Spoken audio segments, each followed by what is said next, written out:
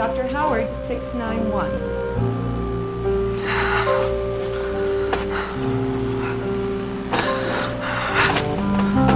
Nita? Nita, can you hear me? It's me, honey, Billy Joe. Nita? Billy Joe. Billy Joe.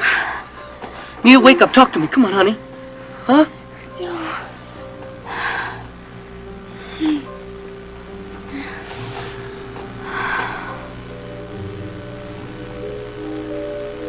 That's right. I got something to say to you. You see, I'm finally waking up to all your lying, Billy Joe. Lying? What are you talking about, girl? I'm talking about this. You see, this is your ring, Billy Joe. Hey, where'd you find that? You know where I found it. Back of the closet with the old clothes. No. Right where you hid it. No. Oh, Nita, honey. You get away from me.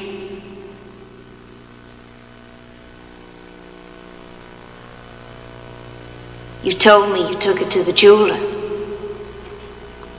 But you didn't you? Oh, no, see, I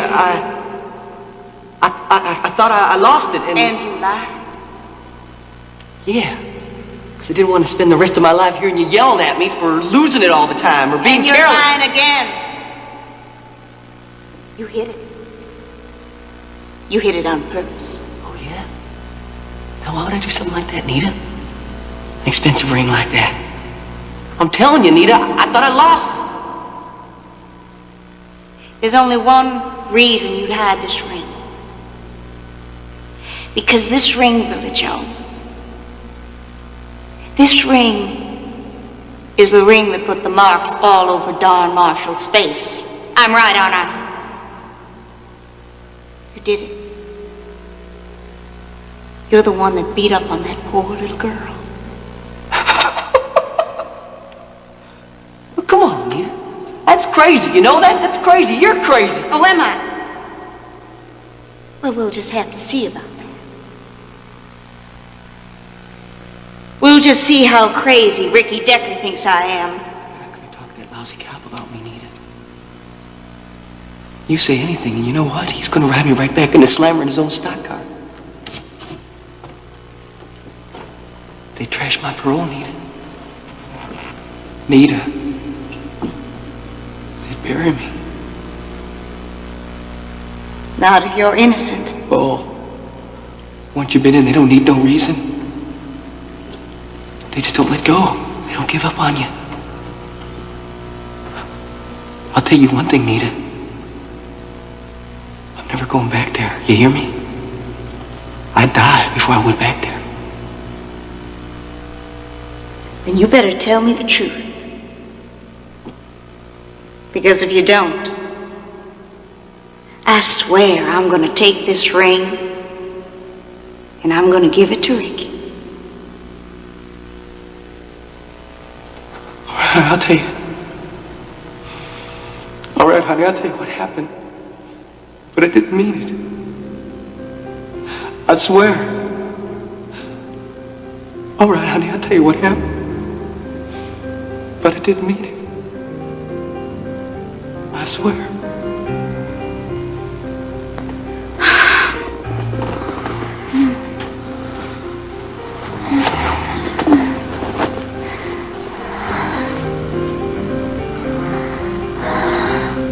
Oh, the lousy, rotten luck. What am I gonna do now? What am I gonna do now?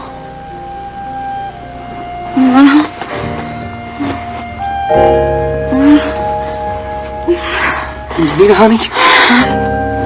You awake? Honey, you awake? Come on, talk to me. Talk to Billy Joe. Hey, Nita, you're awake. That's great.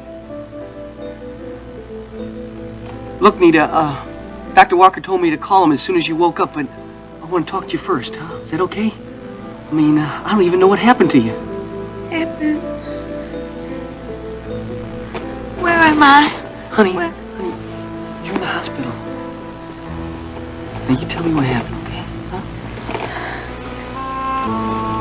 Look, I was telling you about the ring, and I was feeling so heartsick and disgusted. So I thought I'd go down to the bar and get something to settle my stomach.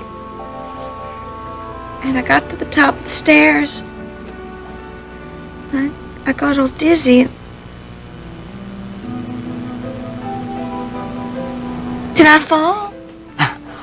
Boy, did you ever. You were lying at the bottom of them steps just like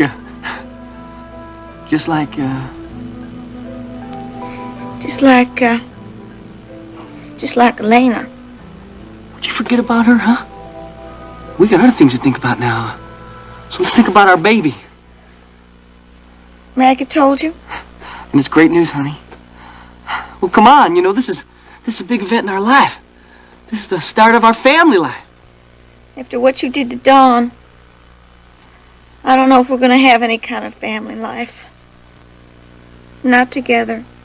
Now, look, I explained that. And you think that excuses it? Yeah, because I told you it was all Elena's fault. Anita, she kept after me. I mean, I kept saying no, but she just wouldn't let me alone.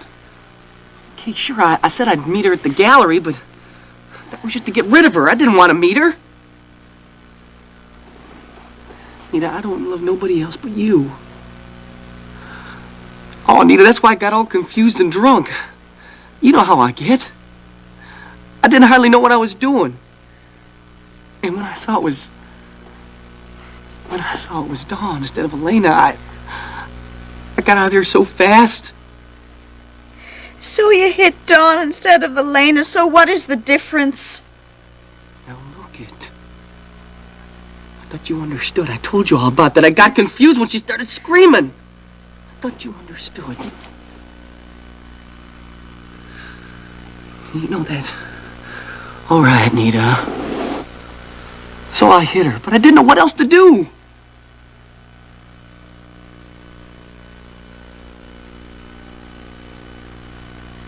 Well, I know what to do. You ain't gonna tell me, Nita. Nita, you promised. You tell me, Nita. You tell me you're not gonna break your promise. And you tell that cop, honey. You tell that cop and they're gonna come after me. And if they do that, Nita, I'm not going back to Huntsville alive. I'm not. You hear me? Now you tell me, Nita. You tell me you ain't gonna break your promise. Nita. All right, I promised. But that's what made me sick in the first place. Because I can't live with that promise, Billy Joe. I can't live knowing what you've done. And saying nothing.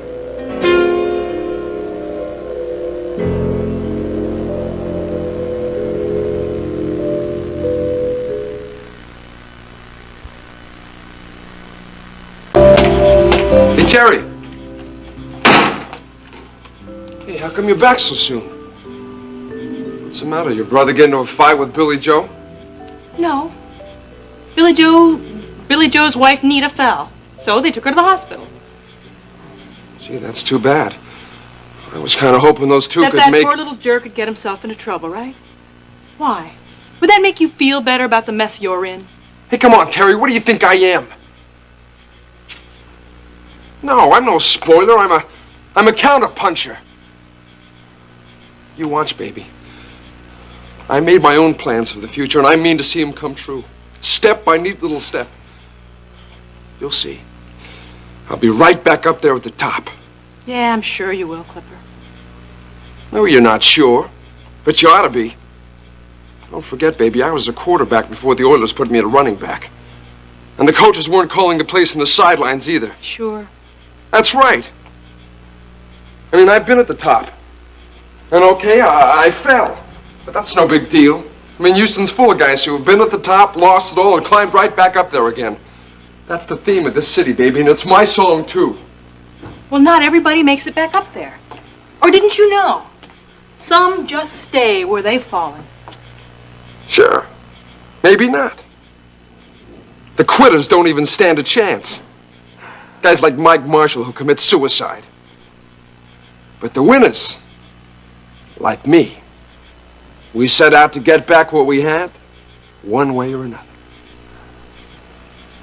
When I think of the nights I spent crying over you, when I think of how I begged Alex to see that no charges were brought against you. And you see how smart you were, huh, baby? I see what a fool I was. Here you are, wanting to do the same things all over again. Well, now I realize you aren't worth it. I shouldn't have wasted my tears over you.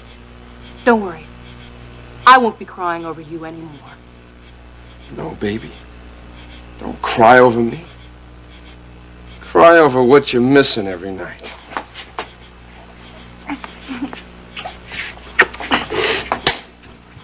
Don't you ever touch me again! You're really walking out on me? Well, you're gonna be sorry, Terry. Oh, no. Look, Clipper. No tears. No tears now, baby.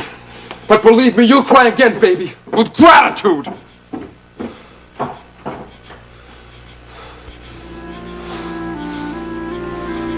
Because when my little plan goes through, all's gonna be forgiven. Because Clipper's on his way back up. Straight up. To the top of the world.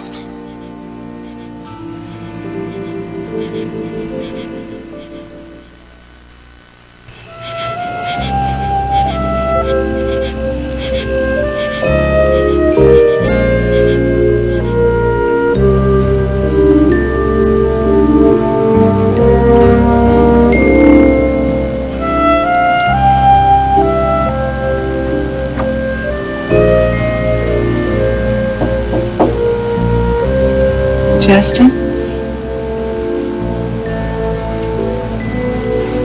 Honey, are you asleep? Sure. Aren't you?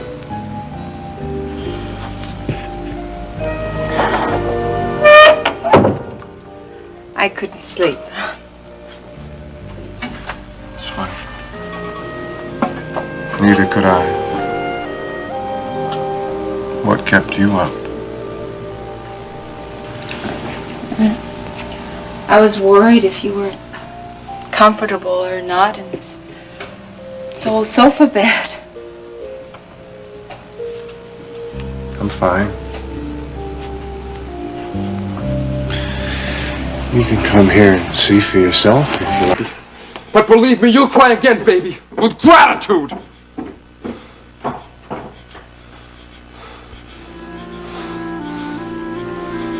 Because when my little plan goes through, all's gonna be forgiven. Because Clipper's on his way back up. Straight up. To the top of the world.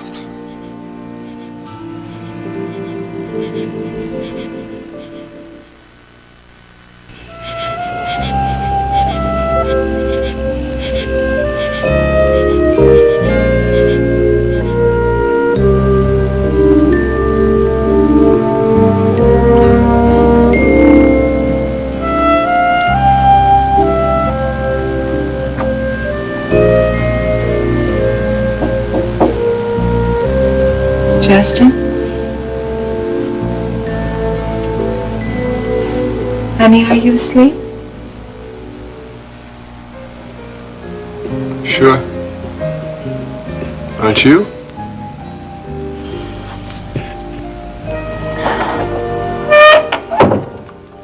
I couldn't sleep. It's funny. Neither could I. What kept you up? I was worried if you were comfortable or not in this old sofa bed. I'm fine. You can come here and see for yourself if you like.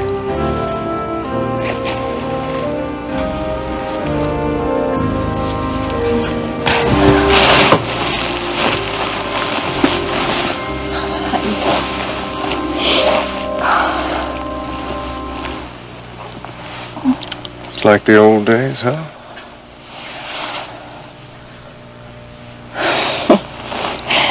Feels more like an army cot. You should have taken my bed like I told you. Then you really would have been comfortable. I would too. Then I'd be in Kevin's bed.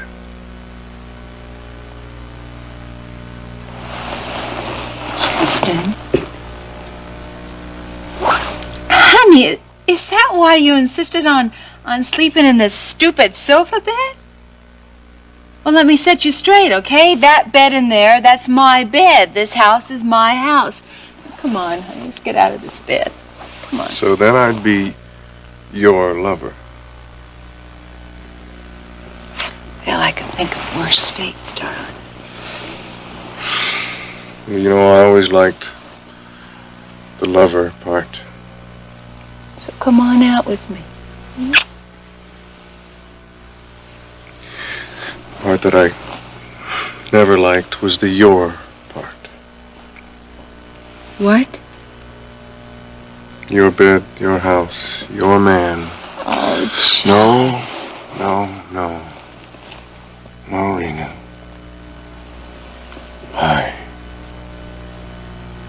My life. Justin. Rena, be honest with yourself. I always did like your fun and your games. Yeah, me too, with you. The part I could never take was the closed-in part. The part where I belong to you. Look, honey, you're a big boy now, you know? What makes you think that I'm going to try to own you? Well, the fact that I know you, Rena. I remember you from the old days, where Rena is the empress and everybody does exactly what they're told or catches hell. I always manage to keep my subjects very happy. Have you? Where's Kevin?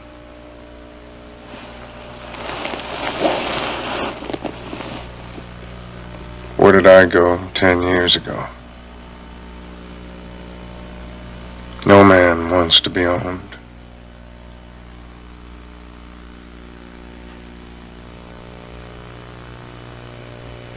I get it. Fun and games, that's all right, but anything more is... There'll never be anything more. Not for me. The trouble is, Rena, that while you're reaching for my body, you want all the rest. The rest belongs to me. Now, if you're interested in fun and games... I'm not. And I think you should go back to your own bed.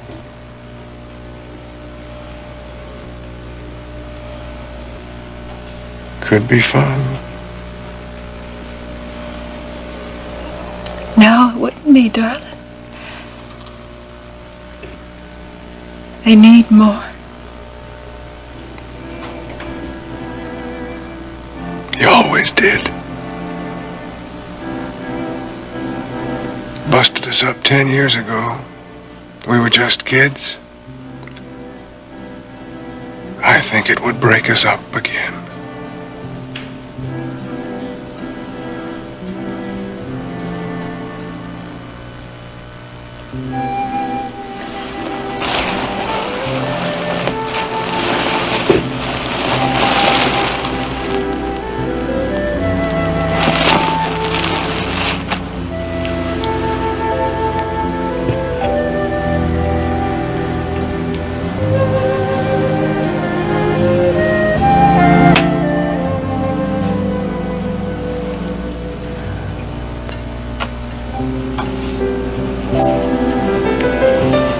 Good night, sweetheart.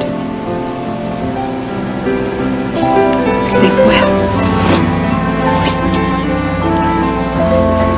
Raina, you could always change your mind. Settle for what there is.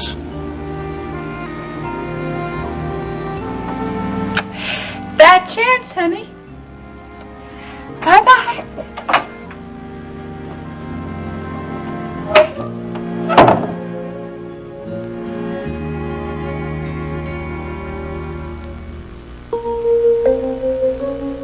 Listen, I can handle this. Yeah, besides, don't you have to get back to the club for the late show? Oh my goodness, is it that late already? Yeah, I really do have to get back, but first I have to take inventory of the liquor that I borrowed from the club, you know. Return all the unopened bottles and charge myself for the opened ones. And where are they? Oh, I put them in there in the office, Dennis. So, I guess I'll just make myself scarce and start counting. Do you need any help at all? No, it's quite all right. You and Dawn deserve some time alone.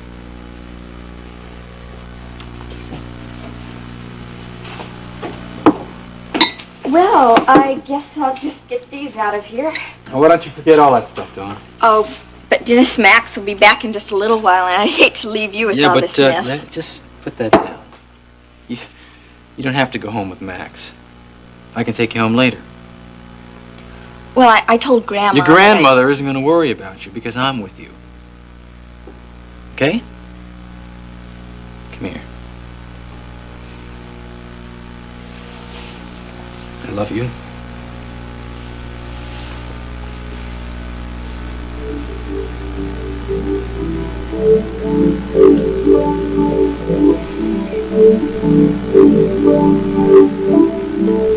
Oh, no, please.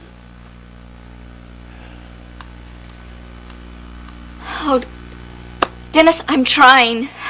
I swear I am. But I just get panicky when you put your arms around me. I don't want to feel that way, but I can't help what I feel. It's harder for me being here where it happened.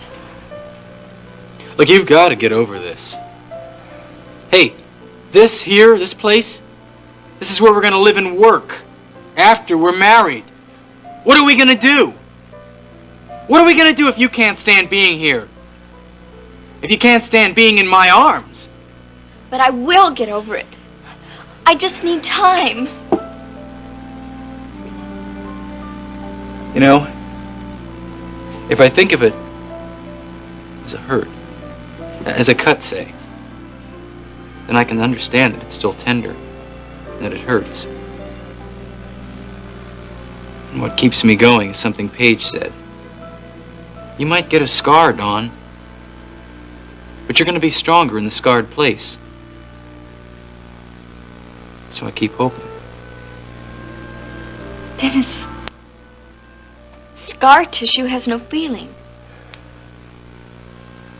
Is that what you're hoping for me? No, but Then please, just don't make it any worse. Don't scare me by reaching for if I get that guy that did this to you, Hey, everybody, I'll kill him, I swear. Oh, Max.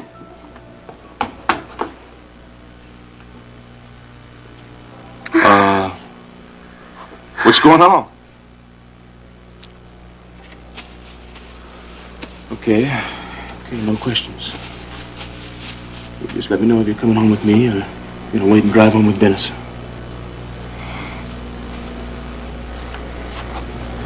I'm coming home with you, Max.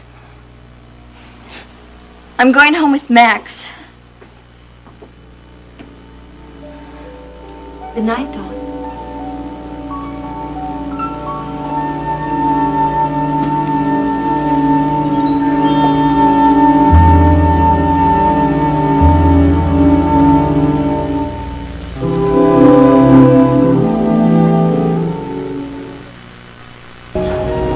So long, Dawn.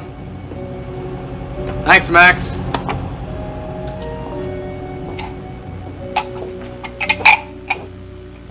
Excuse me.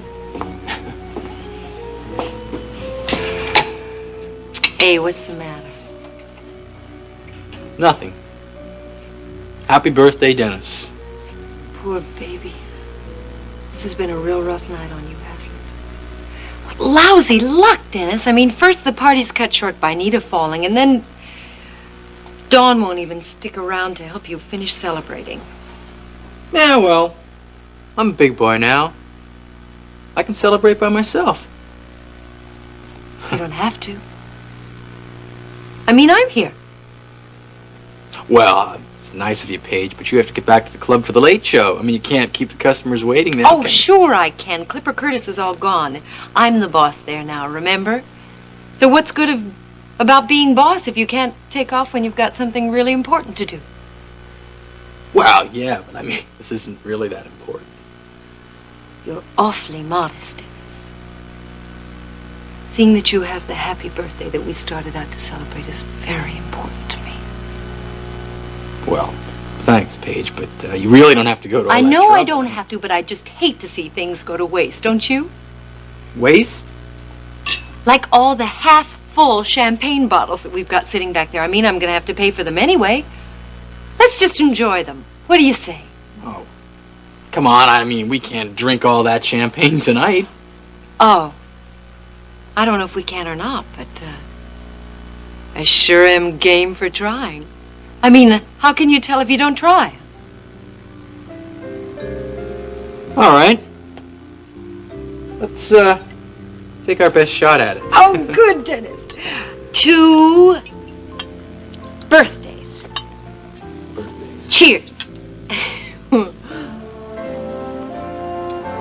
Very good. And to acting single while you're drinking doubles. How about that? I think I've just turned over a new page. Bubbles up. Oh, my. A little drink about an hour or so, and it's gone right to my head. Boom, boom, boom. Thanks for driving me home, Max. Oh, it's no problem. Dennis probably had a little too much to drink to drive you all the way back to the ranch anyhow. No, it wasn't that. I mean, he'd have been all right after a couple of cups of coffee if I'd stayed, but I just couldn't bring myself to stay there. I can't stand it there. Well, I just hope you're not making a big mistake, little girl. Yeah, letting all the bad memories wipe out the good ones. Hey, watch out where you're going there, fella. You know, you're gonna have to learn how to feel comfortable there, or else. Or else what? Or else somebody else might just slip in and try to take your place, that's what. Like who? Yeah, Max, like who? All right, like Paige. Max, why are you always looking at the dark side of things? I am not, I'm just seeing them like they are. It seemed to me that she was mighty anxious to stay. You know, you are so suspicious of everything and everybody. Paige was just helping out, Max. She was just trying to be nice. I wasn't trying to put that in the bank, little girl. Paige is not like that. The hell she ain't! Let me show it to you. She's, glamorous, wonderful, beautiful, and all that nonsense. But, honey, I've known her all my life. And if you'll pardon me, Dawn, I've never known Paige to do one single solitary thing out of kindness. Pure and simple. She has always got an angle. In some way, this thing's gonna come out good for Paige. But she's my sister, Max. She wouldn't try to... No, she wouldn't? Huh.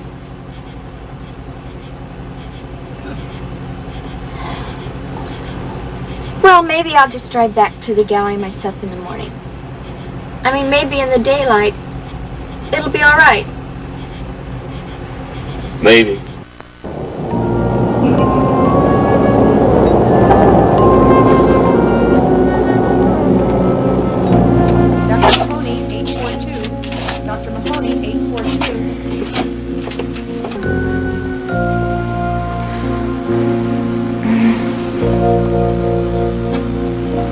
Ricky? Yeah.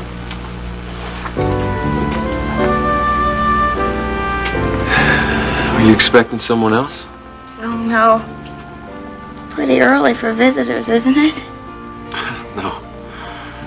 For me, it's kind of late. I've been here all night. You've been there sitting in that chair all night? Looks pretty uncomfortable. Oh, it's all right. I had one just like it at the Marshall County Sheriff's Office. Kept me awake. You've been awake all night? Oh, that's all right, too. I wouldn't have got too much sleep at home either, worrying about you. Oh, you're making me feel bad. Thinking how you're worried about me. I'm just causing you trouble. I'm sorry. Nita, it scared me to see you lying at the foot of the stairs like that. You were there? Dr. Walker and Billy Joe and Maggie and me. Nita, I know it's none of my business, but, well, if you want to, can you tell me what happened? Well, I just fell. Yeah, but what from? Why? Well, I was thinking, you know, and then I got more and more confused, and then I got dizzy, and I fell. What were you thinking so hard about? I was trying to figure out what it was that I should do. About what?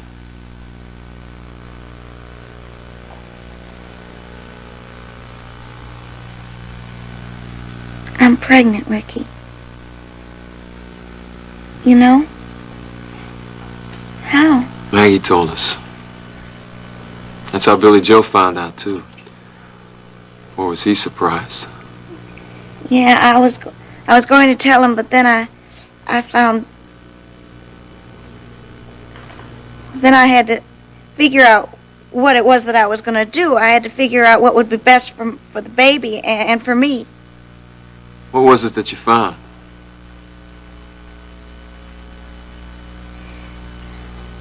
I can't tell you. Please don't ask me. Nita, if I guess, will you tell me if I'm right?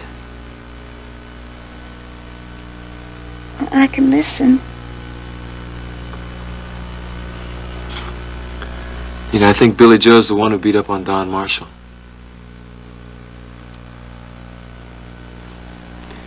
And I believe that that's what you were thinking, too.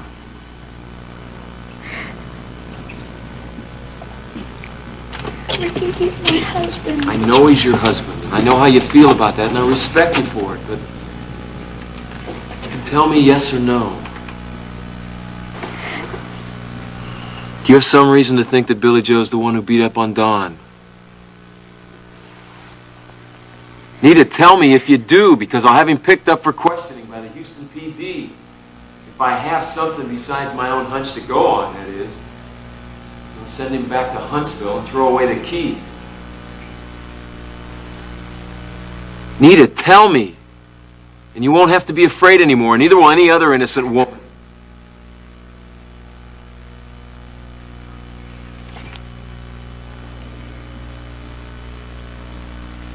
No, Ricky.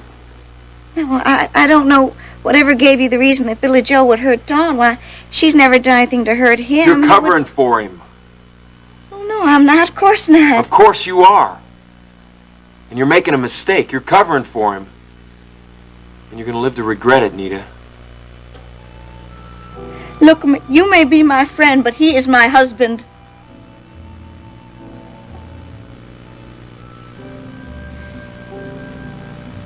It's getting kind of late. You better get going to work. Yeah. I gotta get home and change Yeah, well, maybe clothes. you better hurry. Nita. Thanks, Ricky. See you later.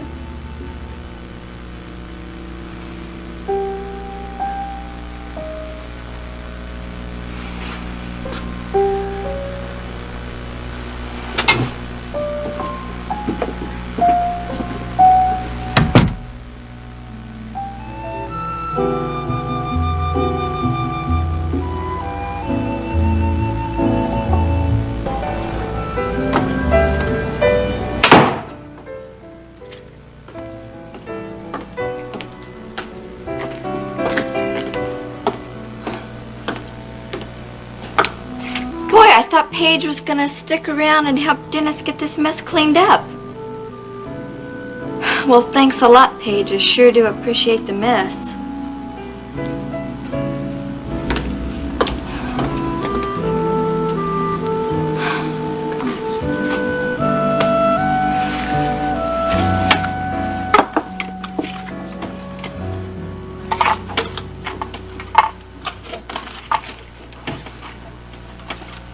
Well, look who's here.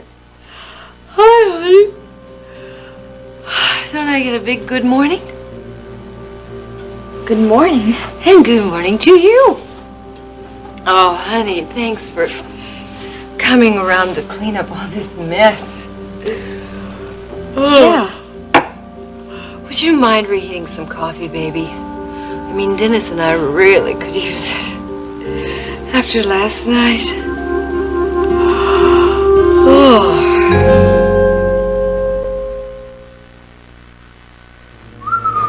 Look, Mr. Curtis, you gotta give me an alibi. Decker asked for one. You gotta say I was working all night that night. Hey, look! I offered you a deal, kid, and you turned it down. So don't come to me looking for offers, huh? But the deal, it was crazy, Mr. Curtis. Suit yourself. Wait a minute, you were talking about shooting Mr. Wheeler. Something like that, yeah. Yeah, but, listen, you know I'd do everything you say. You know I would, but this is different. Hey, look, no buts, right, huh? You gotta make a choice, now. You go along with me, or I go along with Decker. So you gotta figure out which way your best shot lays. With me, or back in the slammer, where you came from.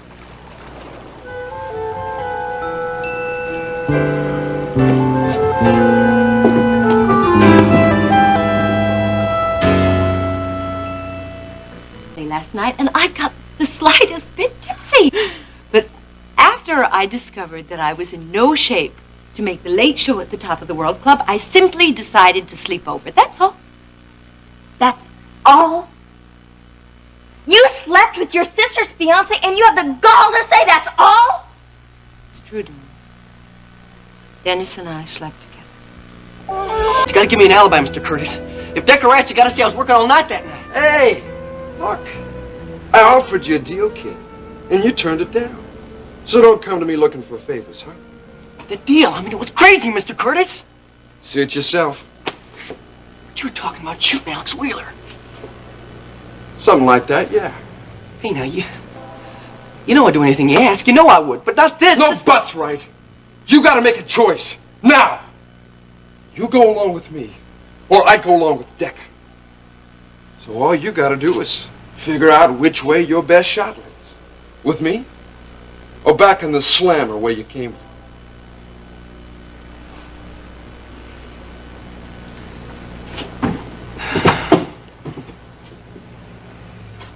Hey, Weasel! You can't be meaning me, Decker, so why don't you just keep on walking? Weasel's an animal who lives in a hole and eats rats for breakfast. Yeah, I'm talking to you all right. Well, I'm not listening, so it looks like you're talking yourself. Hope you listen real good. Yeah, I'm gonna listen. And you're gonna talk. All about what you were doing on the night of October the 8th. How the hell can I remember back that far? I was probably pouring booze just like I do every other night. Yeah, well, if you strain that mind of yours real hard, I bet you can remember. October the 8th, right? It ought to stand out real clear. October the 8th. That's the night you beat up Don Marshall. Man, being a cop must get to your mind real easy, you know that? You're starting to think up all sorts of crazy stories. Like I told you before, Decker, you ain't no kind of cop now. And even when you was, you didn't have the class to have Houston for your beat. So why don't you just haul your butt back to Marshall County and go bust up some chicken thieves, huh? Now that'd be more like your style, now wouldn't it, huh?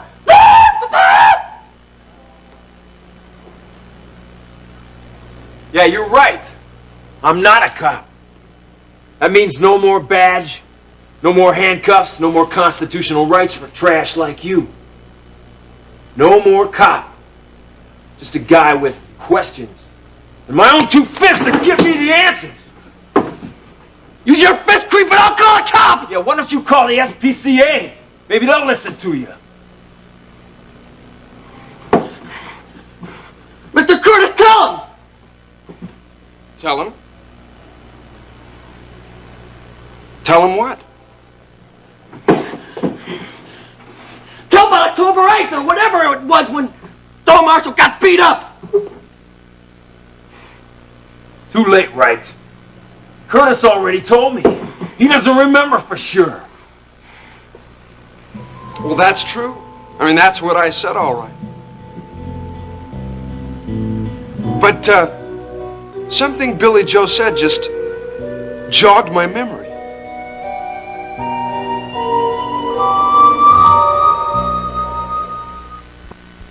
What do you mean your memory's jogged? Billy Joe was working all right. All night. Sounds like a mighty strange memory to me. I'd like to know what jogged it. Something Billy Joe said just brought it all back. Funny, I don't remember him saying anything. Maybe he wasn't listening. October 8th. I mean, that's what did it. Billy Joe said he was probably pouring booze that night. The night of October 8th. And that's what brought it all back, because on October 8th, Wright was really pouring booze for this old broad whose husband had just croaked. She had just come into his $10.2 million, and she was so drunk she didn't know whether she was grieving or celebrating. You know, kept pouring down the bourbon and water and saying, 10.2. 10.2. That's right, the 10.2 lady. Sure, I remember. That was some plastered old broad if I ever did see one. Man, I never made so many drinks for a customer in my whole life. I'll tell you something. You got me jumping all night. What are you trying to feed me, Curtis? I said October the 8th the last time I talked to you. Didn't do anything for your memory then. What kind of story are you feeding me now? Officer Decker. Ex-Officer Decker. Who said anything about a story? I mean, you know how the human mind works. Yeah, some work mighty shifty. The mind is a very complicated machine, Decker. I mean, one day you can't remember something for the life of you. And then the next day, there it is. Just like you never forgot it. I mean, the last time we talked to each other, I couldn't remember anything about October 8th. But now with Billy Joe's help, I can. That's all there is to it. Okay, Weasel, you got your alibi. And I guess I can't get you arrested. Yet. Man, you couldn't get yourself arrested. You watch yourself, you ex-pig cop. Because I know my rights, whether you read them to me or not. And from what you've been pulling here today, man, you know, I could swear out a complaint assault against you. You know that? Complaint assault? I just might do it, too.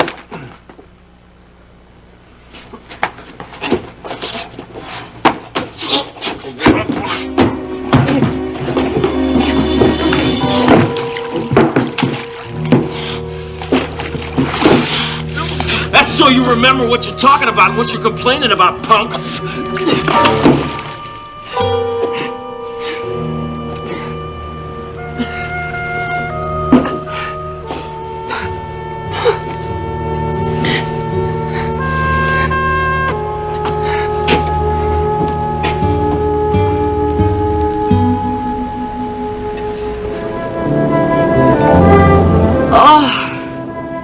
Would you mind heating up some coffee? And Dennis and I would really use it after last night. Heat it up yourself. Okay.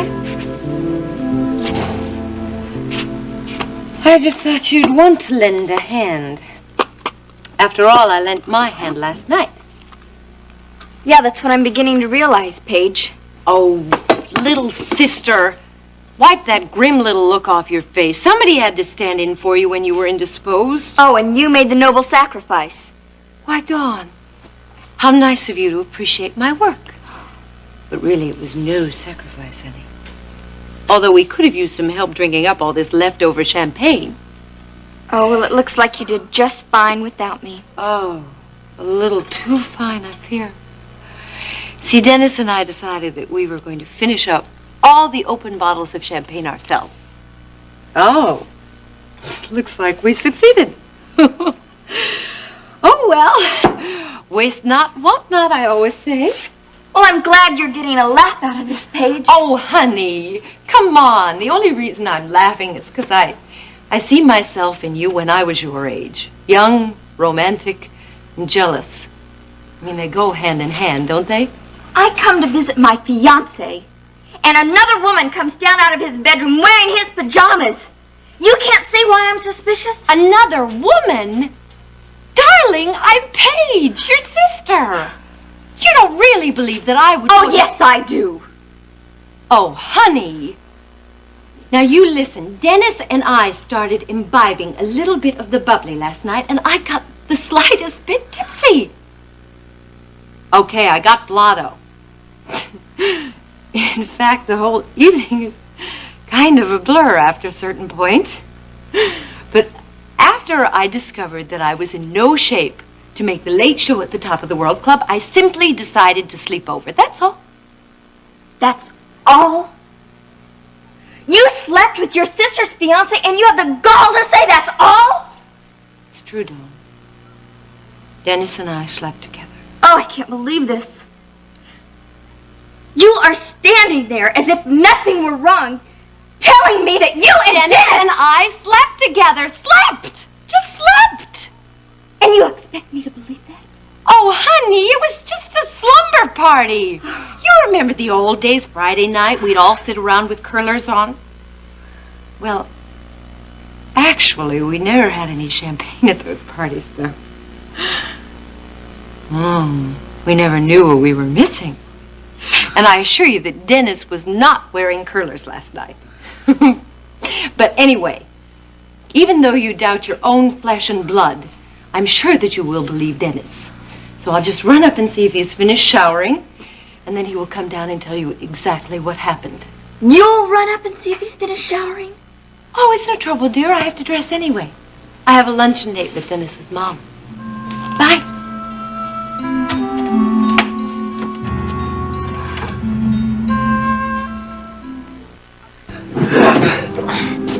I baby that turkey long enough. I help act like a damn saint because I just don't like to beat up on anybody, especially somebody who doesn't know how to really handle himself. But this doesn't. I'm really mean it. I'm about to set that boy straight. Okay. Listen, I'm sure Decker knows he better watch his step. And if not, you can educate him, but do it later. Right now, we got important business to take care of. Now dry off and help yourself to some of my clothes and wait for me. I'll be back. I'm not waiting around for nobody. I'm going after that country creep now. Hey! Either you wait for me, or I'll go after that country creep and tell him that my memory's been playing tricks on me again. Hey, Mr. Curtis, you just got to I know what I said. And I'll keep my word right. I'll do what you want, as long as you do what I want. That's better. I thought you'd see it my way. Now, I'm going to a little job interview at KVIK. When I get back, you and I will have our first official conference.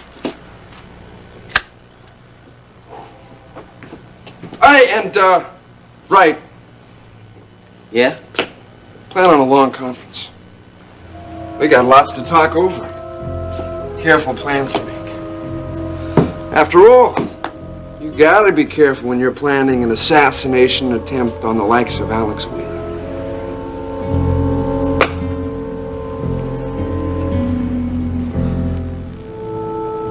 Justin, I won't let you dump me like this. Now, you just listen to me. Rena, I'm not dumping you. I just won't let you program me. I'm not trying to program you. Sure felt that way. Well, then you just don't know me as well as you think. You forgot your toothbrush.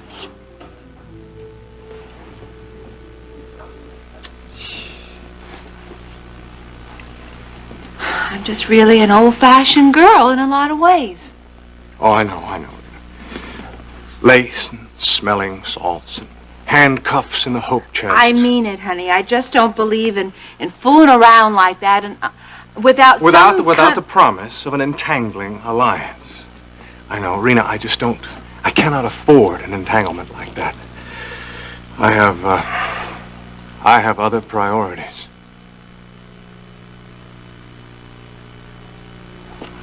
You won't stay here with me, then what about your arm? I mean, you just can't get shot and then go back to work after only one day of R&R? Ceasefire's over, Rena. It's time to start up the war again. Oh, Justin! Not Alex Wheeler again! Rena, I don't know where you come by such a suspicious nature. I just got a promotion at KVIK. I'm eager to get to work. Now, how does my job at KVIK have anything to do with Alex Wheeler? If you're eager to get back to KVIK, it's got something to do with Alex Wheeler, and that's dumb and it's dangerous. I'm just sorry I got you that damn job. I'm not. Wait a minute. Oh, honey, I got it. Sometime today I've got to meet with Ryan Connor about handling Daddy's affairs while he's recovering. Now, honey, you know what a terrible head I have for business, and you're so good at that, so why don't I hire you to handle all of his interests for us while he's, recovering from No, Rena, no. Count me out. I'll pay you more than you're getting at KVIK, darling. Out of the question, It's Rena. a business offer, sweetheart. Think about it. You can kiss KVIK goodbye, and then you can come and stay here with me and consider my other offer. Rena, quickest way to destroy our friendship is for me to stick around here and let you have your way with me. I mean, look what happened to poor Kevin. Poor Kevin wasn't half the man you are. Yeah, one way to make sure that I stay that way is to turn down your money, which, of course, I don't want anyway. I know. But I have something else you do want.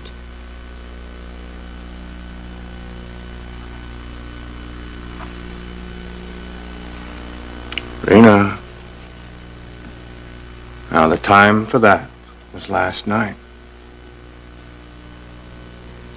You had to drive such a hard bargain.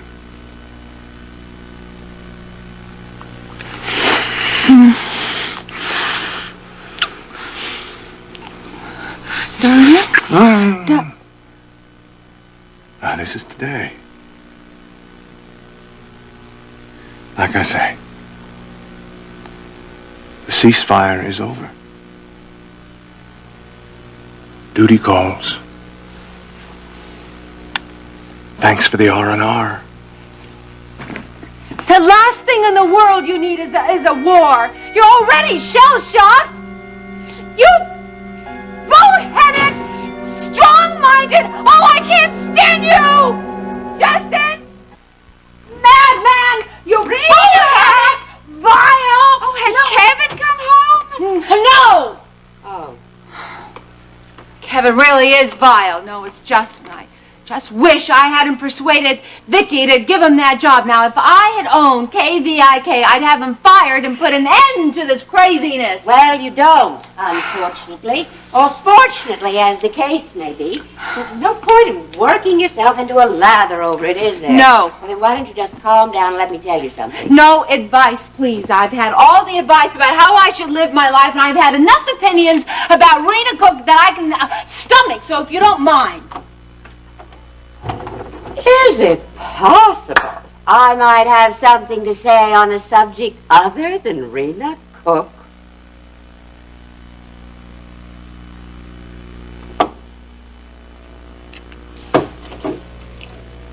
I'm sorry.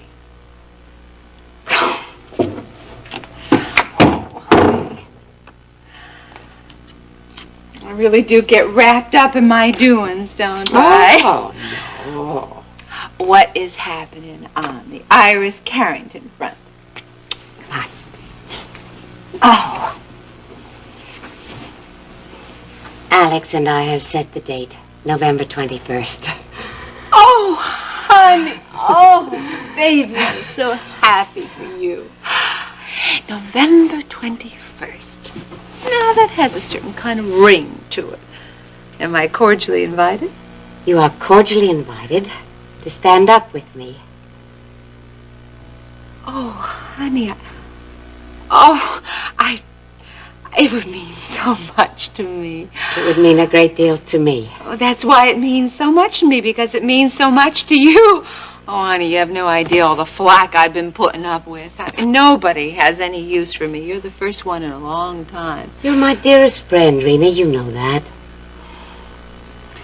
Very dear to me. Thank you. But being my matron of honor carries some pretty weighty responsibilities. There are a million details we have to arrange. I can't wait. When do we start? Immediately, if not sooner. We'll have to, or there will be no wedding on November 21st. What about a certain detail named Dennis Carrington. Have you told him that?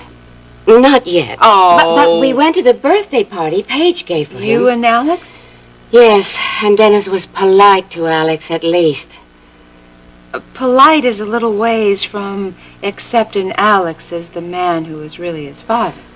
True, but polite is a long way from surly and antagonistic, which is how Dennis has been toward Alex in the past. I think he's coming around. I'm feeling very hopeful these days. That must mean that Dawn is coming around, too. No, it doesn't. In fact, I think it's a case of absence making the heart grow fonder. Dawn's absence from Houston making Dennis fonder of Alex. Honey, I'm a little surprised. You know, without Dawn's approval... Well, see, there's been another Marshall helping Dennis while Dawn was away. Paige. And I think she's been a good influence on him. Paige Marshall leaves no one uninfluenced by her presence. She seems quite mature, cooperative. Very different from Dawn. In fact, I am having lunch with Paige in a while at the top of the World Club. She's managing the club now, you know. Doesn't surprise me. Paige has always been a manager. She's been such a help with Dennis. I thought perhaps she might help with the wedding. What do you think about having the wedding at the club? Annie, I think that's a fabulous idea, but about Paige Marshall. Yes? You just stay on the lookout for her, honey. I've known her ever since we played dollies together, and my dollies always left Paige Marshall's house with one less dress or one scratch more than they had when they first got there. Rena, good grief. Even if that's so, it was years ago. Paige is grown now, and she's been very kind to me. And I know she is working wonders with Dennis.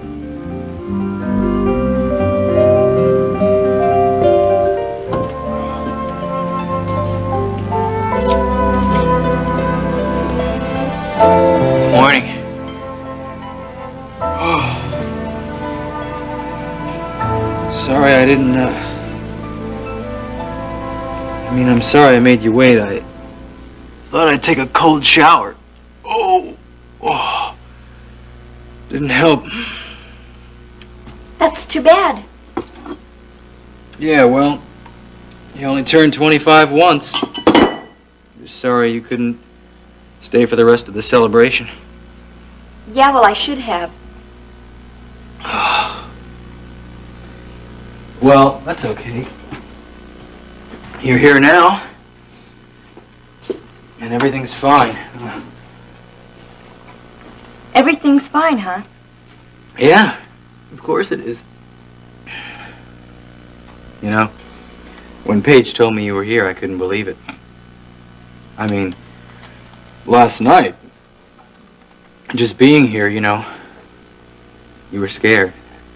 And you were scared of me, too. I didn't think you were ready to try it again so fast.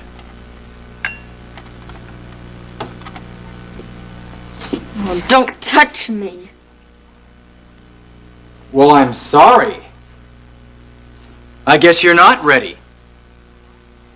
Look, I know you've been through a lot, Dawn. But I'm getting a little sick and tired of being treated like the guy that assaulted you. Well, betrayal is a form of assault, Dennis. At least it feels like it anyway.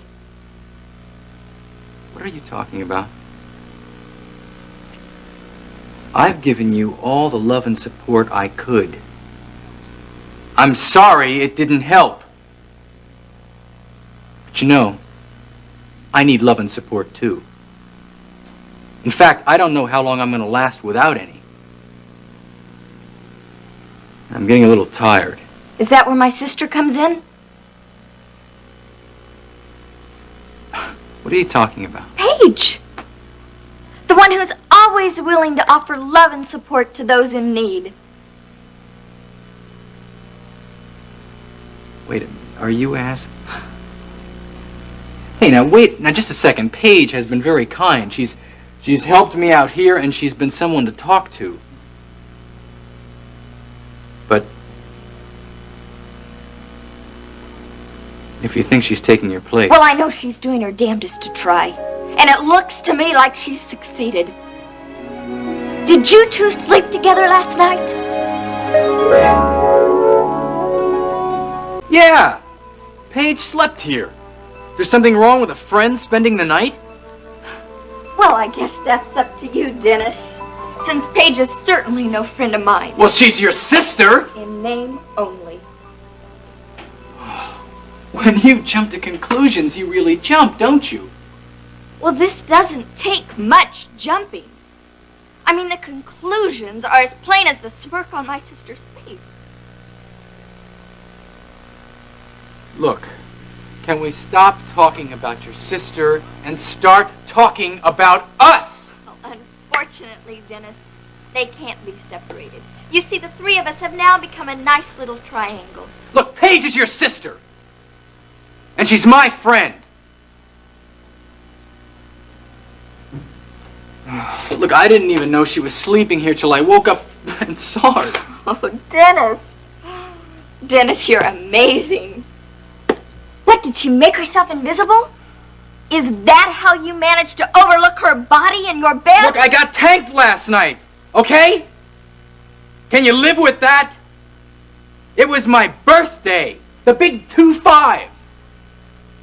It was a celebration, even though you couldn't manage to stick around for it. Well, I didn't go traipsing off to some other party, Dennis. I thought you understood. Fine. I understand. But I wanted to celebrate. And I wanted to get a little numb, to tell you the truth. You know, you're not the only one who has feelings and can be hurt. Last night, I was hurting pretty badly, too. Last night was an important night for me, and the girl I'm going to marry wasn't there. So, I had a few drinks with a friend. Sue me.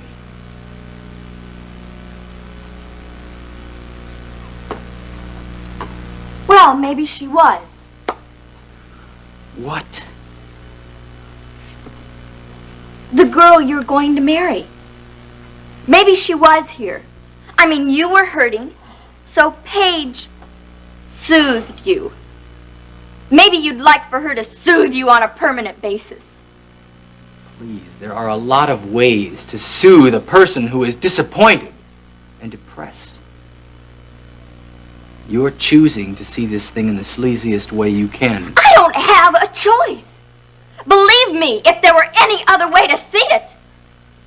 You and Paige slept together. You were so drunk that you didn't even know she was here. Well, maybe you were so drunk that you forgot what the if I had you slept did with together. Paige, I certainly would have known it. If I had made love to her, I certainly would have known it. Well, right?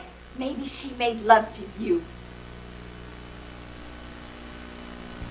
Well, I'll tell you, I'm not going to share you with anyone. Especially not Dawn. my sister, the worldly sophisticated Dawn, one. will you listen to me? No, I won't. I've heard plenty. Fine.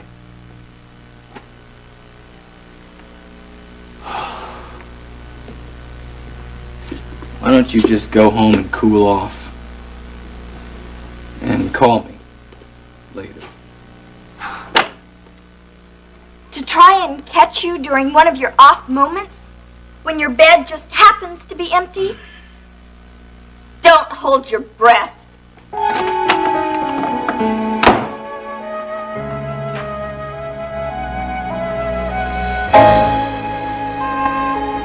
You don't have to fill me in about your days with the Houston Oilers, Mr. Curtis. Clipper, please. Okay, Clipper. You don't have to fill me in because your reputation precedes you. Thanks, Miss Walker. Ms. Walker? Not Mrs. Walker, I hope. Sam will do just fine. Sam? Samantha. That's more like it. More like what? Fine wine deserves a crystal goblet, not a paper cup. And a fine woman deserves a name like Samantha. May I call you Samantha? You can call me anything you like. Just keep it clean. Okay, Clipper. We do have one opening. One of our men was transferred to news. But what I want to know is why you're interested in TV sports. Well, if you followed my career, you know I was injured. Can't play ball anymore. But I miss the whole sports scene. I miss the action, and I miss being in front of the public eye. And I figure with TV sports, I can have all that and more. More? Well, the more is what I can do for TV sports. I don't want to sound presumptuous, but... No, you couldn't if you tried. I had quite a following in my pro ball days. Of course, I don't have to tell you because my reputation has preceded me and all that. True. So, of course you know that the on-camera sports star is a very proven formula in several major markets across the country. Major markets, huh? You're already beginning to sound more like a TV person than a jock. I wouldn't come to talk to someone in your position without doing my homework first, Samantha. I wouldn't be the first ex-jock to boost a TV station's ratings in a big way. Famous jock, big following, not bad looking. You'd be presentable on camera. Great. When do I start? Well, there's just one problem, Clipper. Hey, no sweat, Samantha. I'm expensive, but we'll work out a deal. That's not the problem. It's that reputation that keeps preceding you, and I'm not talking about your football reputation.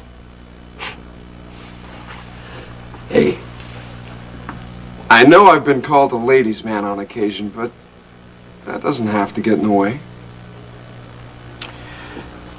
I'm talking about the reputation that took a nosedive with you all the way down from the top of the world. Oh. That reputation. Yes, that reputation. You see, the last thing I need around KVIK Sports is someone plotting and wheeling dealing. You certainly don't look like the kind of lady who would believe everything she hears. My sources usually know what they're talking about. Oh, come on. You know about sources. I mean, things get mixed up, blown out of proportion. Happens all the time. Good morning. Justin, I believe you know Clipper Curtis.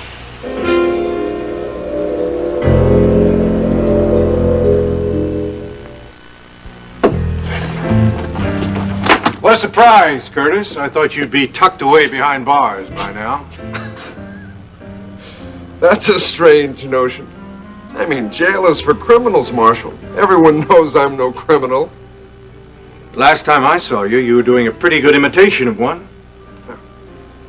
Maybe you should be doing some time. I mean, you're the one who called the scene and got that lunatic to hunt me down. I'm sure we could come up with an accessory to attempted murder charge for you, Marshal. I mean, any good cop could tell that you were trying to get me killed. Almost succeeded, too. Oh, what a great loss to mankind. Now, Curtis, if I wanted you dead, you'd... I don't want you. I just wanted the truth. Well, whatever you wanted, your connection with KVIK almost got me killed. And by my count, that means they owe me. All right. Apply for a medal, then beat it. Hey, I'm not looking for glory. I'm just looking for a chance to do an honest day's work. A chance to step into the job that you just stepped out of. You don't mean you're going to hire this second-rate hood? Are you trying to advise me about whom to hire? Is that part of your new position? You must be out of your mind. Take a walk, Curtis. This lady has other things The lady can speak for herself, think for herself, and make her own decisions. Got it?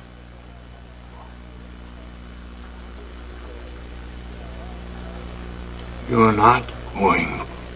I'm not going to what? Clipper, you got a job. Report in the morning. See you tomorrow morning, Samantha. Thanks, pal. You said just the right thing. I owe you one. Okay, Rena. You got yourself one hunting cabin on the Marshall Ranch. Wish you all the best with it. Thanks, Ryan. I know it's just what Stryker needs. He'll come back with color on his cheeks and a whole new lease on life. Well, that's what we're all pulling for, isn't it? Look, while you're here, Stryker wanted me to go over his estate with you.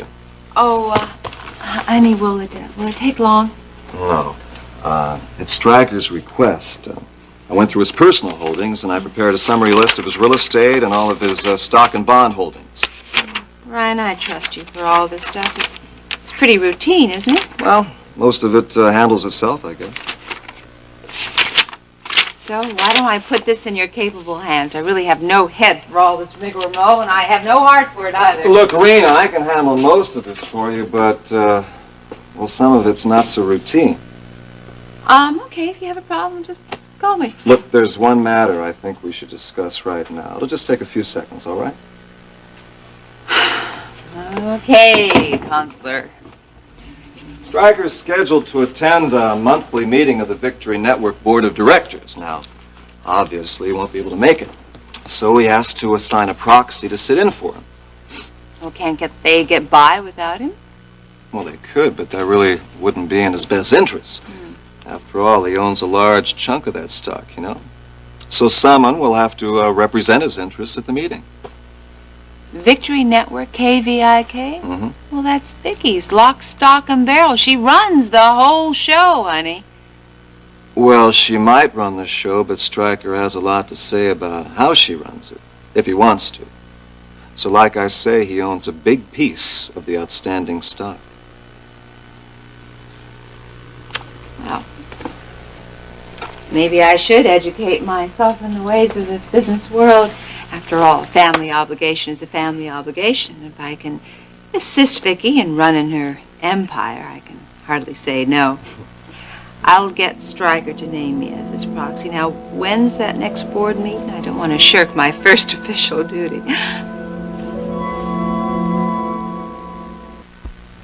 Boy, this is really a life here, you know? Yes, sir. I'm gonna get me one of them little apartments here, I think, you know? Have a little, like a second home, a little love nest on the side, you know, nobody has to know about it. Ought to bring the rents down anyway. That's real funny, you know that? I got some news for you, you know. One of these days, the name of Billy Joe Rat's gonna make all your fancy neighbors stand up and take notice. Hey, don't get all bent out of shape, okay? Now listen, we got business to take care of. Now, those days of wealth and glory that you're looking for might be closer than you think. Well, that's more like it. Well, sure it is. Set yourself down.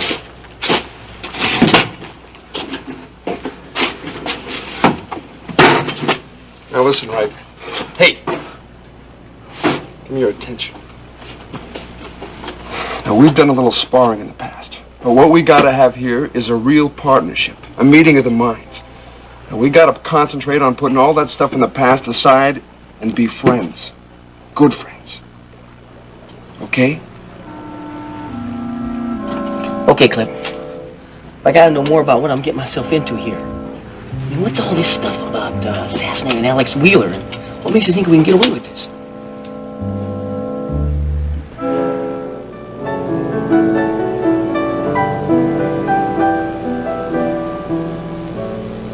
Paige, that was such a lovely party you gave for Dennis. It must have taken a lot of time to arrange.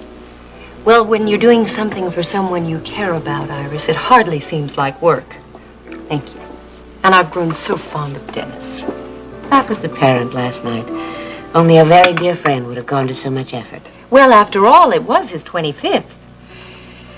But for Dennis and me, I'm afraid the party really didn't end until this morning. What? Well, there might be those who get no kick from champagne, Iris, but I get a rather large kick, I'm afraid, unaccustomed as I am to the grape. You were in my cups. Yes, I had one for the road, but then I couldn't find the road. So I ended up spending the night. You and Dennis? Oh, Iris. Oh, I hope you didn't think that... No. Dennis and I spent the night under the same roof, but nothing at all happened that would give a mother pause.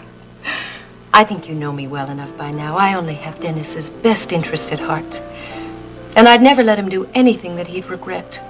Of course you wouldn't. Iris, you're so rational. That's what I respect about you, one of the many qualities, of course. I just wish my baby sister were more like you.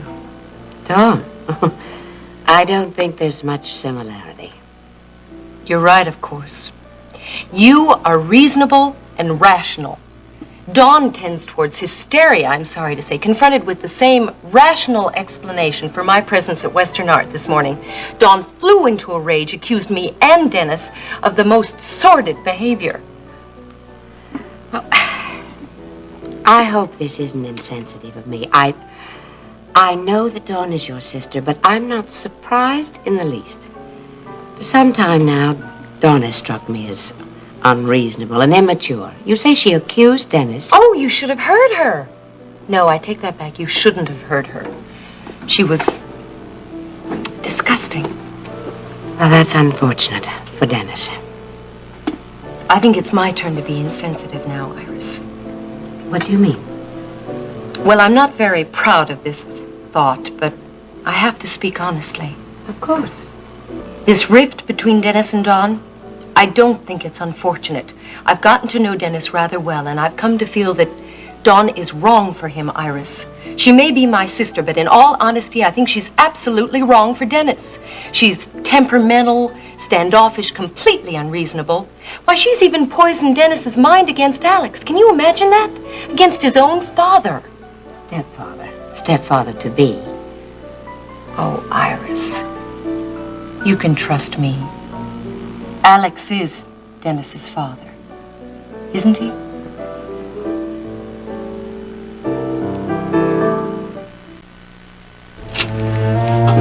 Now listen to me. Every word counts. Hey, boss, you know me. I'm all ears. It's what's between the ears that worries me. Hey, you said you're gonna stop. Hey, don't take it personally. I'm just making another joke. No big deal, huh? Now listen. Rule number 1. Never kill the goose that lays the golden egg. Alex Wheeler's the goose, right? On target, right. But you said, assassination. Assassination attempt. Right. You got it? No.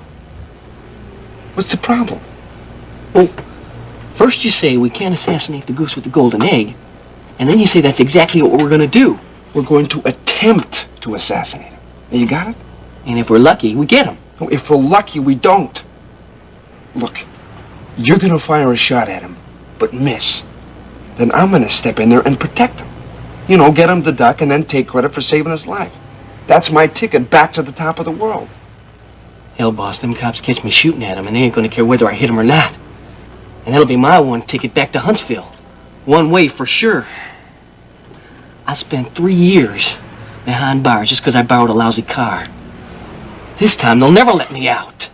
Hey, look, the grand prize is a ticket back to the slammer. But not for you, pal. Because I got a fall guy all picked out. That's why I got myself a job at KVIK. I'm going to get close to the guy who's going to take the rap for this one. Our hero. Who's our hero? A hero I owe a lot to. Guy who's been gunning for Wheeler so long that nobody will be surprised when he finally pulls the trigger. A hero named Justin Marshall.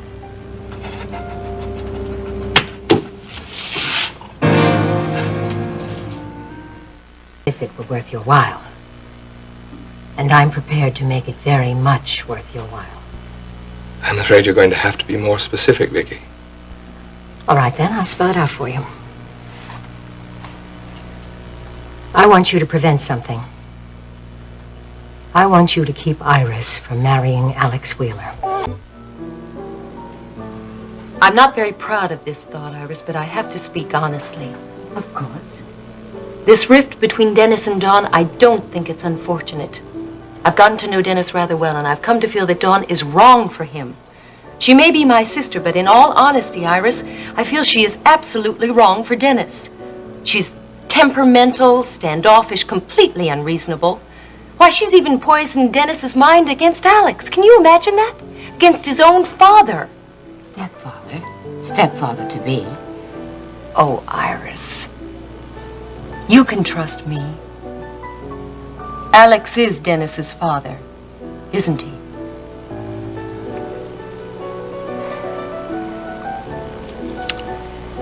Until Dennis's party, I thought I'd covered that secret very well. How did you find out? Well, abstract math bores me to tears, but I've always been pretty good at addition. I just put 25 and 25 together. Your years apart, Dennis's age, added 9 months, and voila. Alex is a daddy. You make it sound like child's play. Oh, of course, I added Elliot's little bit of info that you two were married in a rush. And then your little slip of the tongue the other day about Dennis being with his father, Alex. But it wasn't that difficult. You didn't tell Elliot, did you? No. Oh, thank heavens. I don't know what his reaction would be. You know, Iris, I somehow feel that this attachment to Alex has fogged your vision. Oh, if anything, it's cleared my vision. Not when it comes to your own self-interest. You do want Alex and Dennis together, don't you? Of course I do. Elliot showing up at this exact moment only complicates matters. Yes. Years ago, when Dennis had a bad heart condition, all Elliot could think about was having an affair with another woman. And now that Dennis doesn't need him, Elliot falls around his neck like a long-lost father who should stay lost. But you're right. Elliot is grabbing at Dennis like a life boy. But he won't save himself. He'll just bring Dennis, Alex, and you down with him. You have got to break his hold, Iris. How? By letting him know that Dennis isn't his son. Oh, no, I could never do that. Oh, well, I wouldn't expect you to. But what if I did it for you?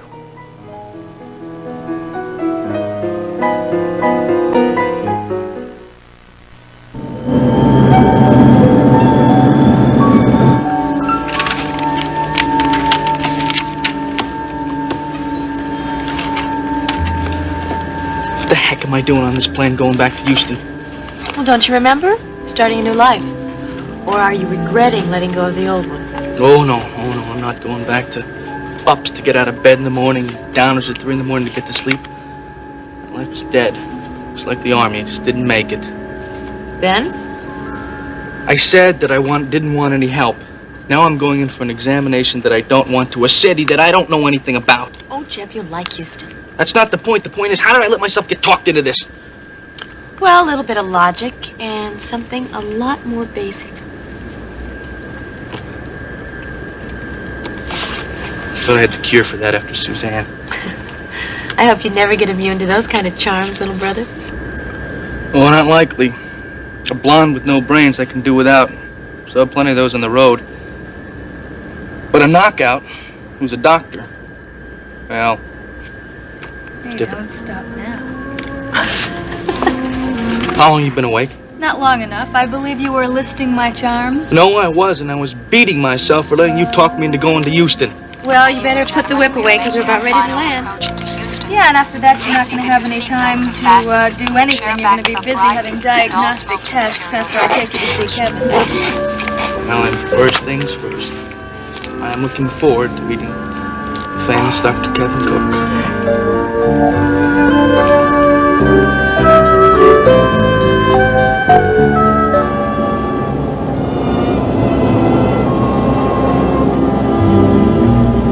That new hard sound, Bart.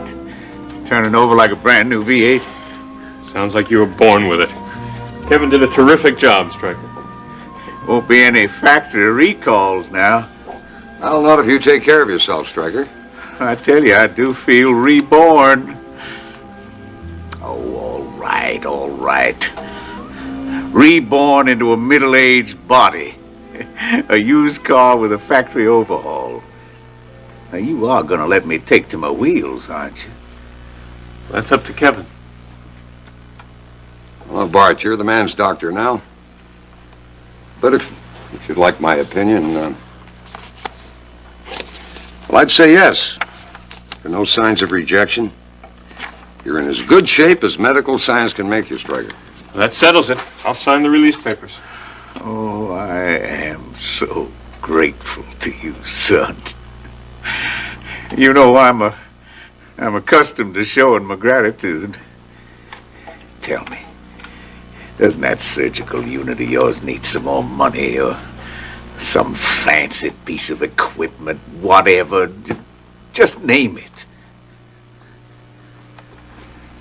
Well, Stryker, I think I'd rather think of this as my payment. After all the generosity you've shown me since I've been married to Rena, I'd like to feel that the books are balanced. You can put a ton of money into one side of a scale, but when you put a man's life into the other, it is always going to be out of balance. Now, I know that. It's just that I want to show my appreciation the biggest way I can. And I know with you, that always goes into your work. Well, if you feel you must, Stryker, I'll give some funds to Gulf Coast, but I have no special claims. No special claim? Well, you've saved my life. You are my son-in-law. Well, you'll have to forgive me, Stryker. I have my rounds to do. Well, I still don't see what... Oh, Rena, how are you?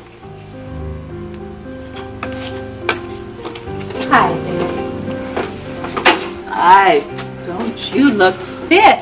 I'm sure I can take Daddy home, right, Bart? Rena? Right. I'll go sign the release forms. Thanks, Bart. You've been very kind. Well, kinder than you were to Kevin. I've seen people kinder to a mangy cur than you were to your husband. Now, what's going on? He's as strong now as he'll ever be, Rena. But don't abuse what Kevin's given you. Now, what's he talking about? Stryker, let's not get into it right now, okay? You heard your cousin. He said I was strong enough to get the truth out of you, and I mean to do that. Now, tell me, what's going on between you and Kevin?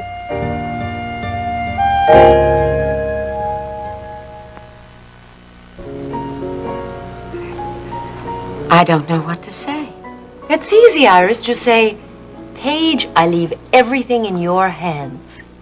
Oh, but this is such a delicate affair. Elliot, Dennis, this could wreck their lives, not to mention mine. All the more reason to leave it in the hands of a disinterested third party, Iris. But not one who is too disinterested. No, it's just too private, too personal. Privacy and discretion guaranteed. No job too large, too small. Paige Marshall, fixer of broken relationships par excellence. Also breaker of fixed relationships. But I still don't understand why you... You're looking for an ulterior motive. Well, I could say that it's out of the goodness of my heart, but the truth is I do have another reason. Yes. Well, do you know about my predecessor here at the club, Clipper Curtis? One-time football hero, one-time manager of the club, all-time rat extraordinaire. Of course. Alex fired him for very good reasons. True. But Alex fired him once before for very good reasons. Clipper, however, seems to be made out of rubber and bounced up 50 stories right back into the club. Of course, thanks to Miss Terry Decker. And you're afraid he might do that again?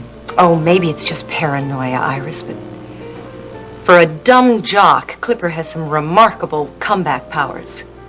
I want to make myself invaluable to Alex. And that way, Miss Terry won't be able to get me out of my position. This job means that much to you? Not the job, Iris, the place. Being at the top. When I play King of the Mountain, nobody pushes me off. And when I'm up here and I see a star passing by, I grab out and reach it. And I was that close when my daddy died. And nobody's gonna take it away from me again. I see. But I think you're exaggerating your insecurity. Alex wouldn't be so callous. It's a rough world out there, Iris. Do you really think you can bring Alex and Dennis together? Look at my record. You barely got them to say hello. I got them to the same party and they were talking to each other. And I've also put a damper on Dawn's influence over Dennis, too. But as long as Elliot is in Houston... Yes, there's no hope for further progress. Alex and I will be married on the 21st. Then we're working against a deadline, too. And Vicky has given Elliot some excellent reasons to stay in Houston. So we'll just have to do her one better, won't we? Oh, don't worry, Iris. Just leave it to me. I'll make Elliot want to leave Houston for good. You got out my old will? Mm-hmm. Sure, it's right here. I had Holly get it out this morning. Here it is. First, I'd like to make a request before we get to this. Iris and I are going to be married November 21st. Hey. I'd like you to be my best man. Congratulations. Of course I will. I'd be proud to. Thank you, Ryan. Now, if Iris and Paige can set everything up, we'll be ready. What, Paige Marshall? Mm-hmm. She's handling the wedding? Yeah, she's been quite valuable to me. Okay, if you say so, Alex. Now, this. I'm afraid, Ryan, that this is out of date. What? This is what I want my new will to do. To divide up my old holdings in this way. You're not serious about this? Deadly serious. I'm sorry if it seems unfair to you. Well, it's your money. I'm just a little surprised at what's here, that's all. I want 1/3 to go to Iris, my wife. Of course, but it's this other name that surprises me. 1/3 to Dennis Carrington? Yeah. I mean, you've provided quite generously for Iris. I can see why you've done that. But why your son? Because his name should have been Wheeler. He's my son too, Ryan. My real son. Your son? But I thought he was Elliot Carrington's son. So did I, until a few days ago. I found out his birthday was 9 months after Iris and I met in Saint-Tropez. And Iris confirmed it? After I pressed her on it, yes, she did. She was pregnant when she married Carrington. Huh.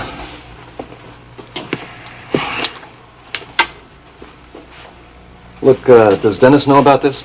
No. And neither does Elliot Carrington. And it's imperative that they don't know, at least not yet.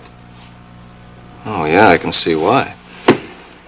I'm determined that Dennis share in my estate, even though we may never be able to tell him. I'm very proud of him, Ryan. Well, you have every right to be, Alex. Yeah. I'm sorry if, I'm very sorry if I'm lessening your inheritance. Hey, come on. I'm not going to be collecting that for a long time. You're in the prime of your life. Besides, I think Ginny and I can, well, we can live very happily on what I bring in, so we don't need your millions. You got that? No, I guess you don't. When you told me about her, I'm sure you don't. Am I being talked about? How about judging for yourself?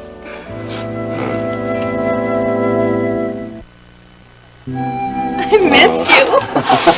Oh. Well, I was waiting here this time while you went off and left me. Oh, I missed you even more.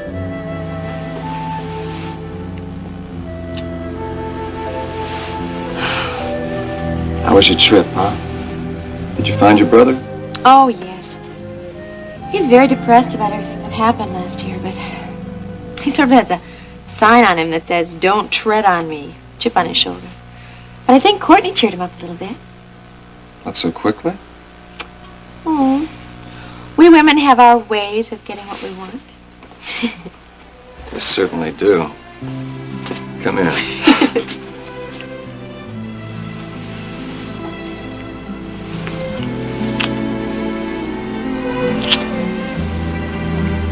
Well, where's Jeb now? Maybe you can have some lunch with us, okay? Oh, I'm afraid not, Ryan. He went to Gulf Coast Hospital with Courtney to talk to Kevin. But I broke away and came right to your arms. And that's right where you belong. Oh, I'm so glad you're back. We gotta start planning for the future. Have a whole lifetime together. Come here.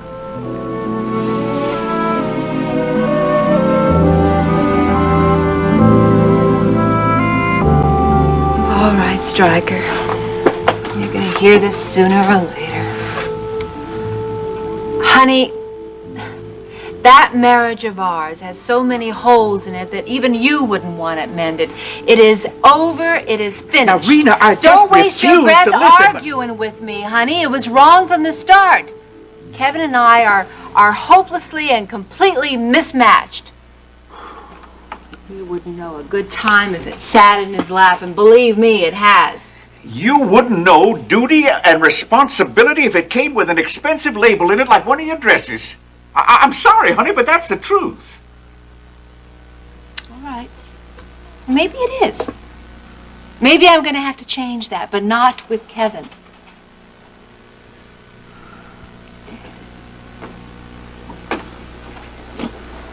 Honey, we don't love each other anymore.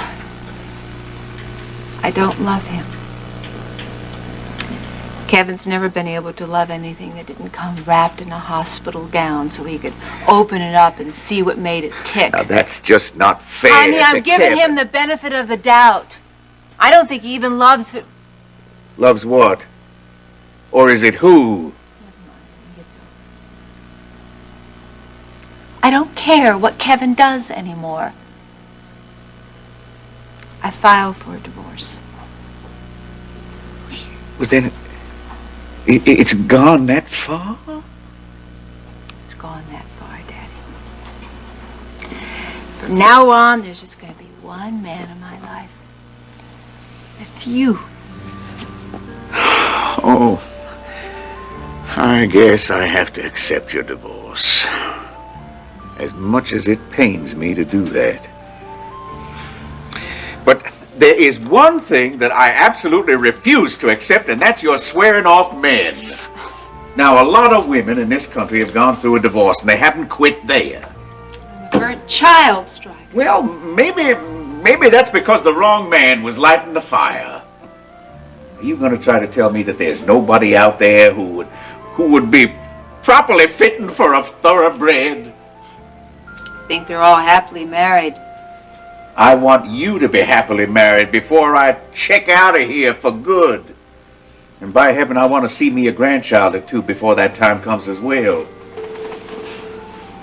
You never told me that. Well, I never told either you or Kevin about that, because you never showed any interest in children, but I always hoped.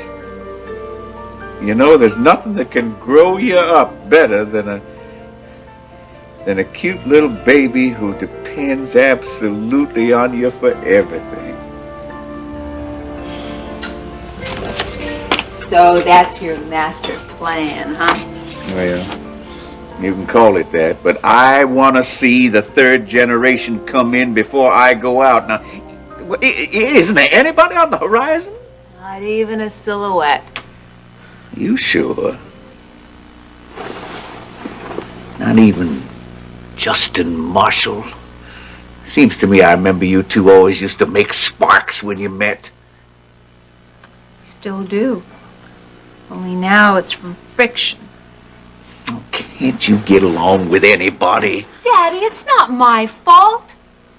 All Kevin ever thought about was cutting people open and sewing them up. Well, all Justin thinks about is cutting one person open and leaving them that way. Alex Wheeler. Yeah, Alex Wheeler. Justin always did have a one-track mind. Before it was burning up the racetrack. Now the only thing on that track is revenge. Lord knows I owe Wheeler some revenge. But you know, Justin is just dead wrong. But he's wrong about Alex. Alex had nothing to do with my killing himself. I'm going to tell that boy he's throwing his life away. Honey, you forget it, because I told him 6 ways from Sunday. You might as well be talking to a locomotive with its throttle stuck. Oh, it is a crying shame. Honey, the last thing in the world that your little girl needs right now is another man who only plays one note, whether it's medical science or Hamlet. You're not gonna give up, though, are you? No, I won't, Stryker. But I need a rest. So do you. So why don't we start off by planning all the good things we're going to do out at that Marshall cabin? And let the past be dead. Stryker, may I come in?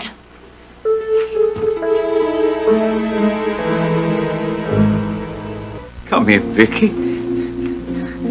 Make yourself comfortable. Thanks. Oh, it's so good to see you after all this time. I don't think it's so good. Stryker, you're looking very well. I want you to know that I was here through the whole operation. So was I. Oh, yes, mother and daughter were together. At least we were in the same waiting room. Thank you, Vicky. I want you to know I appreciate you being there. I've kept up with your progress through Bart. That's how I knew you were checking out today, and I couldn't let that happen without telling you how happy I am that you've done so well. If you two are going to make this old home week, I think I'm going to get out of here. Daddy, I'm going to the business office to pay your bill. I don't want you worrying about a thing, you hear? Thank you, Rena. And I won't be long. I expect that what Stryker has to say to you won't take me but more than a few minutes, Mother. Thank you, Rena.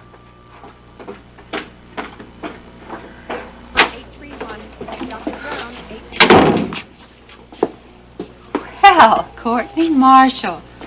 Taken up with somebody else so soon, I would have thought that you and Kevin would stick it out a little bit longer together. This is a patient of mine, Rena. Of course, honey, a patient.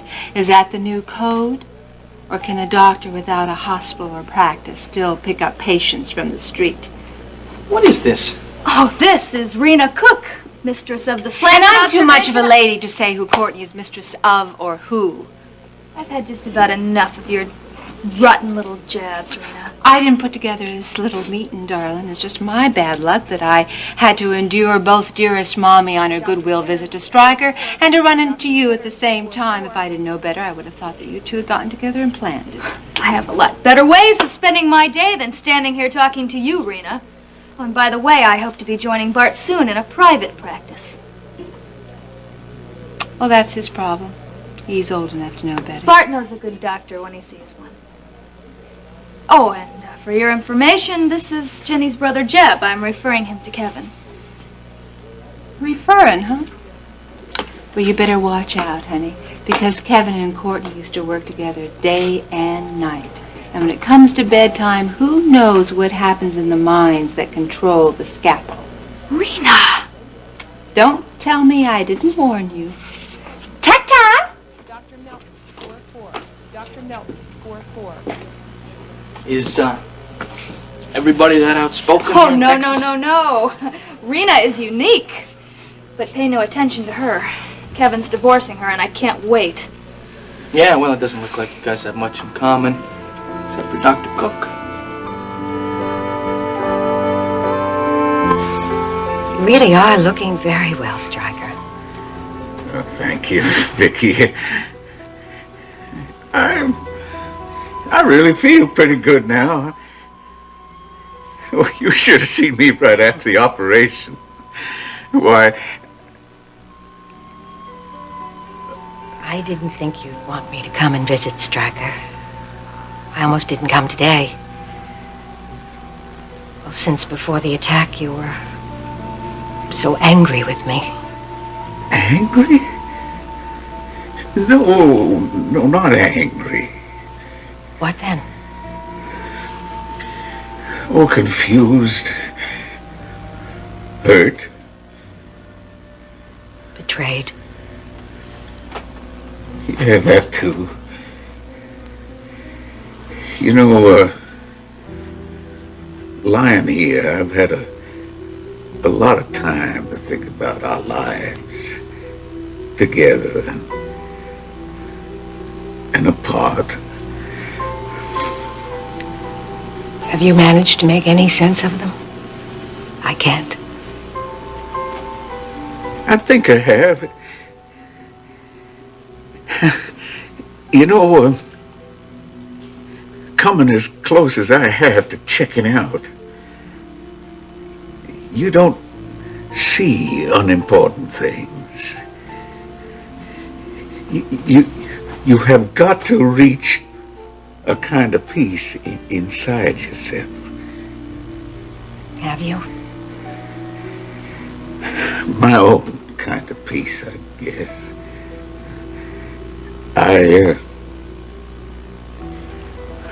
I've learned to accept that you love another man more than me.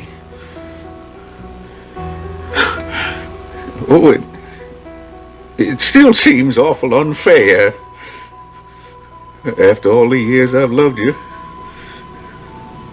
Stryker, I'm sorry. No, Vicky. You know, the most unfair thing about the whole business is that it doesn't mean a thing. It's all for nothing. Alex doesn't love you. You and he are still apart, aren't you? Yes, I tried to tell you that before. And now, Alex is engaged to Iris, and I suppose they'll be married soon. You and I are gonna grow old alone. Oh, it is such a waste. Such a sorry waste. Stryker, are you saying you'd rather we were together?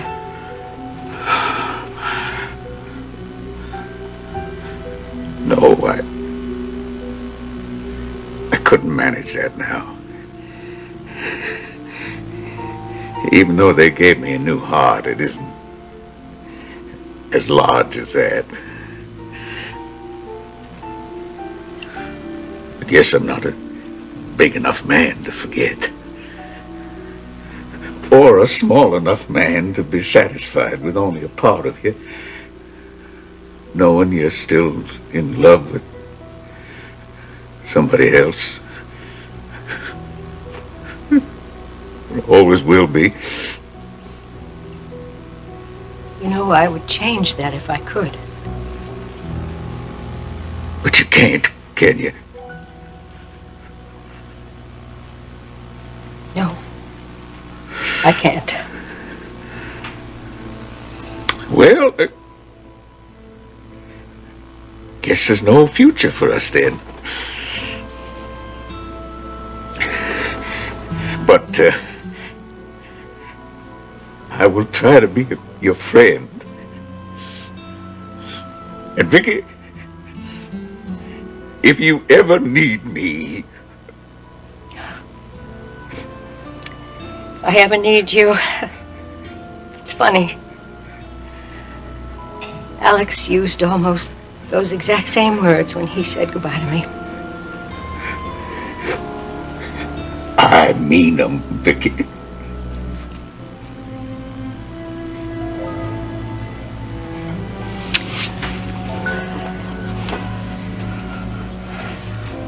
Goodbye, Stryker.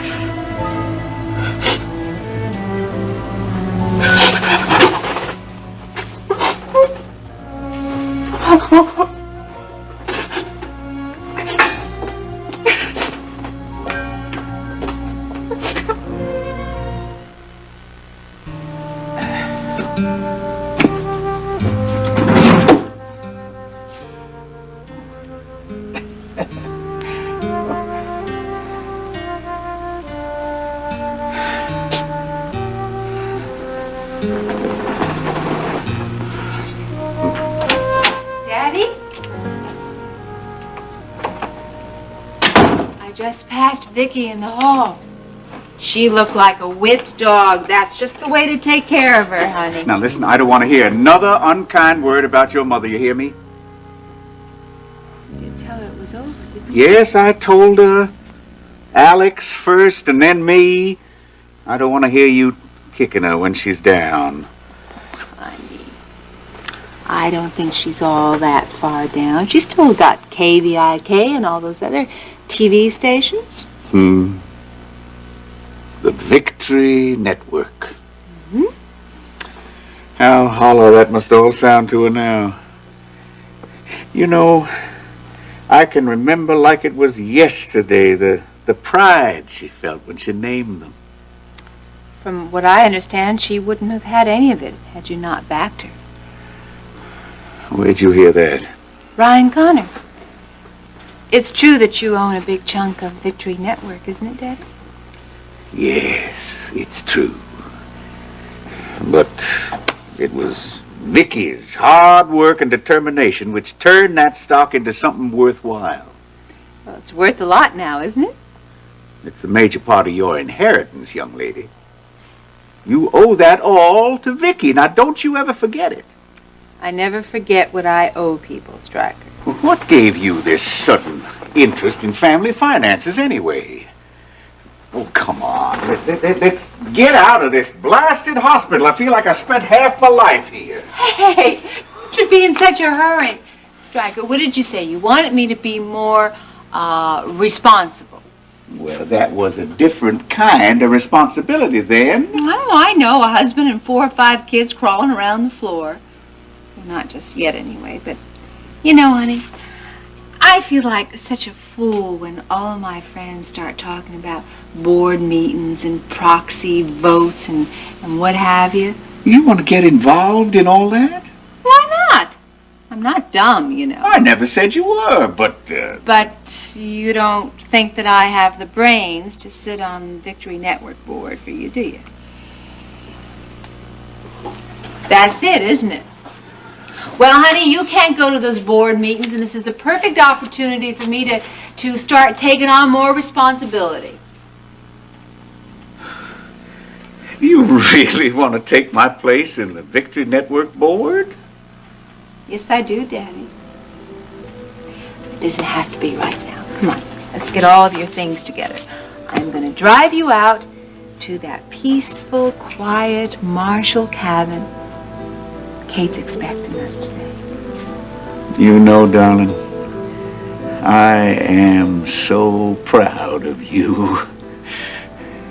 You put Vicky out of your mind and all the hurt that she brought to be, and you're really trying so hard. Oh.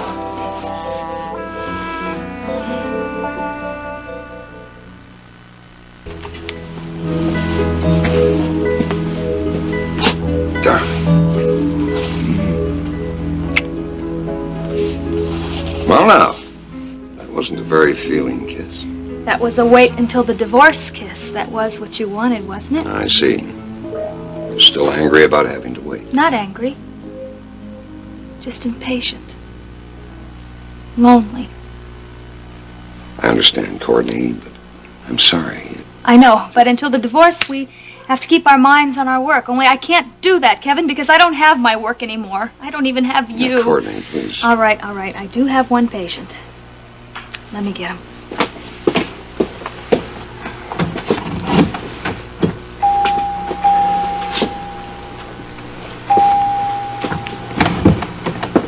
Jeb, this is Dr. Kevin Cook, and Kevin, this is Jeb Hampton.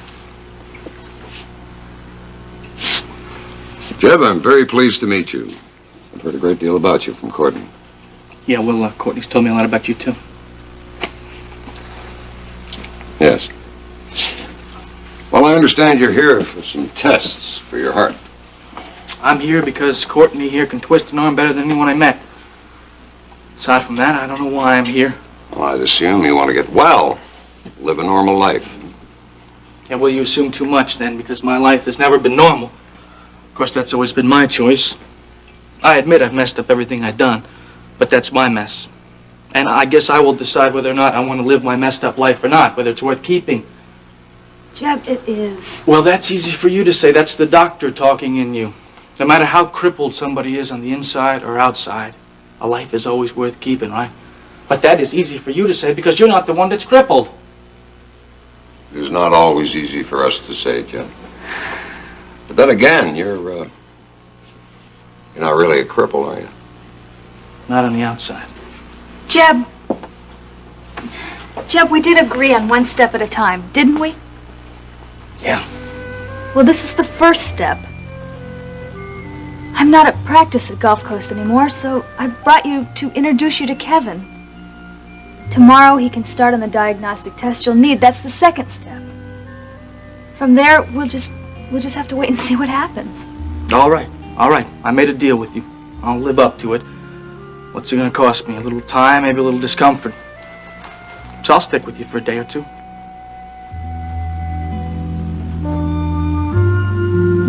Uh-oh, here comes the boss and I'm not working. Alfredo, aren't you supposed to ring some sort of a buzzer whenever Alex comes into the club? I mean, isn't that what Clipper Curtis used to do? No, Miss Marshall. That's what Mr. Curtis would have liked to have done. Thank you, Alfredo. That's all right, Paige. I'm not a slave driver. Oh, but if you could see my desk, Alex. If I don't order more booze, the weekend ground is going to start setting up a still. Oh.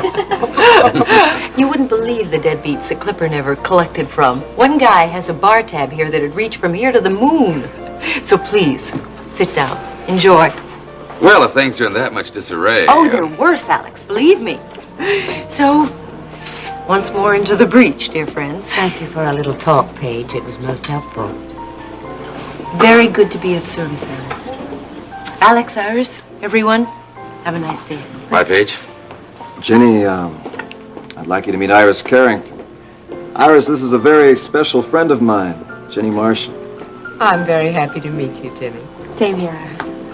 Well, now, Alex told me you've set the date. Congratulations, Iris. Or maybe I should start calling you Aunt Iris, right? Oh, no. Iris will do quite nicely. Congratulations, Iris. Oh, thank you. You know, I feel as though for the first time in my life, I'm within reaching distance of real happiness. And reach out, darling, because I intend to make you the happiest woman in the world. Well, from the look on Iris's face, I'd say you've made a good start, Alex. If Dennis could reconcile himself to Alex, then my happiness would be complete. But I guess we just have to wait and see on that. I'm glad you decided not to push it. Let's talk about more practical things, like where to have this wedding. Wherever you like. If I don't already own it, I'll buy it. Oh. Hey. That won't be necessary. I thought we could have the ceremony right here in the club. That way we can have the reception and the dinner party afterwards right in the same place. Fine. Wherever. You just give a list to Paige, and I'm sure she'll manage to come up with almost anything. Yes, Paige seems to be a very efficient manager. That settles it then. I'll leave everything in her hands.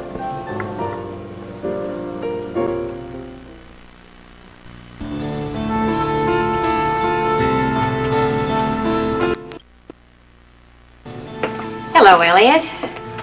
Thank you for being so prompt. I'm sure you'll find cooperation like this will pay off. Just by walking in a door? No, I want a little more than that. Sit down, please. Thank you. I want to talk to you about your future here at KVIK. My future? I don't even have a past at the station. It'll be some time before I even get the feature on my imprisonment finished, not to mention on the air. I think it's a bit premature to start talking about my future. I don't. Elliot, I need help. I've been under a great deal of strain recently, and well, the Victory Network is so large and complex, I'm not sure I can run it all by myself any longer. Well, then I know you're talking to the wrong man. I couldn't possibly help you run KVIK. I don't even know the first thing about it. You could. Someone with your special qualifications could make himself a very bright future here at the station. What qualifications? My news background? You could hire 10 just like me tomorrow if you offered them enough money. No. No, it's another part of your background I had in mind. Does this have something to do with what Paige was hinting about at Dennis's party? It has everything to do with it. Elliot, you were married to Iris. You must know her weaknesses and the black spots on that lily-white image. Well, I don't see what that has to do with my role as a newsman. It has nothing to do with it. And everything. Elliot, I know you could help me with Iris if it were worth your while. And I'm prepared to make it very much worth your while. I'm afraid you're going to have to be more specific, Vicky. All right, then, I'll spell it out for you. I want you to prevent something. I want you to keep Iris from marrying Alex Wheeler.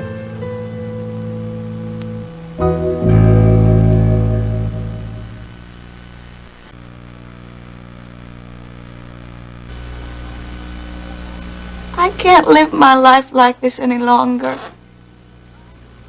Lying to my friends, trying to forgive things I cannot forgive just to keep you out of prison where you probably belong. Well, go ahead and hit me. Go ahead and hit me, big strong man like you. Pretty soon there'll be two of us that's hit you hit. Is that the way you want it, Billy Joe, just like your daddy before you? Yeah! You want me to keep Iris from marrying Alex Wheeler? That's right. But since you're obviously not trying to protect Iris, you must be trying to defend Wheeler. As in, defending your territory. Well, if you put it that way. I'm sorry. It's just an old war correspondent's way of fixing the scenario. Wheeler must mean a lot to you. A lot?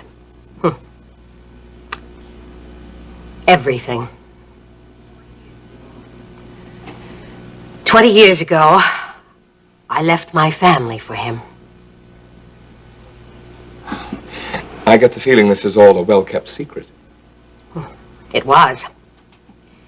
But now my husband has no use for me, my daughter hates me, and Alex, well, Alex is about to marry his childhood sweetheart.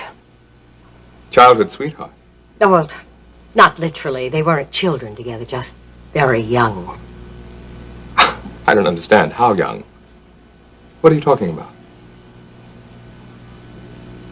Didn't you know? Well, I thought all of Houston was basking in the glow of their rediscovered bliss. No. No one's told me anything. Alex was Iris's first love. 25 years ago, they met in Saint-Tropez. That... Go on. Now, it's a simple story. They fell in love.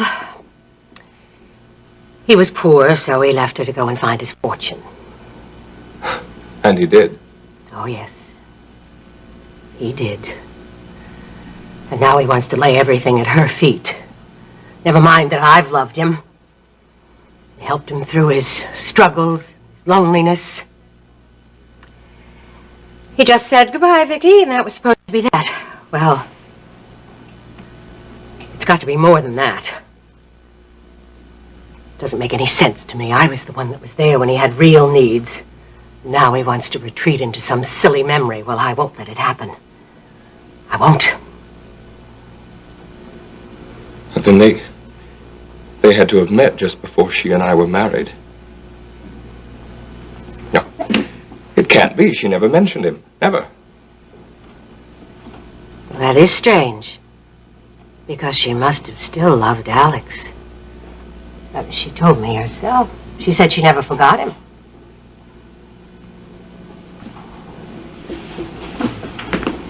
I thought everything I felt for that woman had died a long time ago.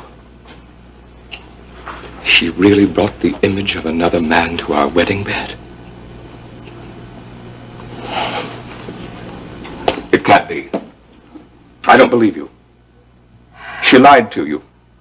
Or you're lying to me. Why would I lie to you about that? I don't know. To make your own case, maybe. You're obviously still in love with Wheeler. Well, if you don't believe me, ask Iris.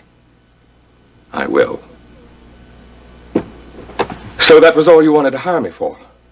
No. Well, then there's another assignment, I hope. For instance, one at KVIK. Yes, of course, Elliot. You will think about what I've asked you, won't you?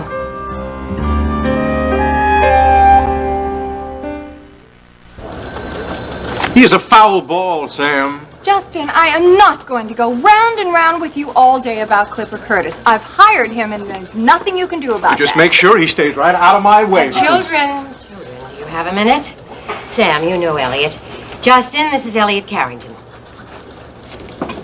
Justin Marshall. I heard you were wounded in the line of duty. I was just a scratch. It's funny, in all the wars I covered, I never took a bullet.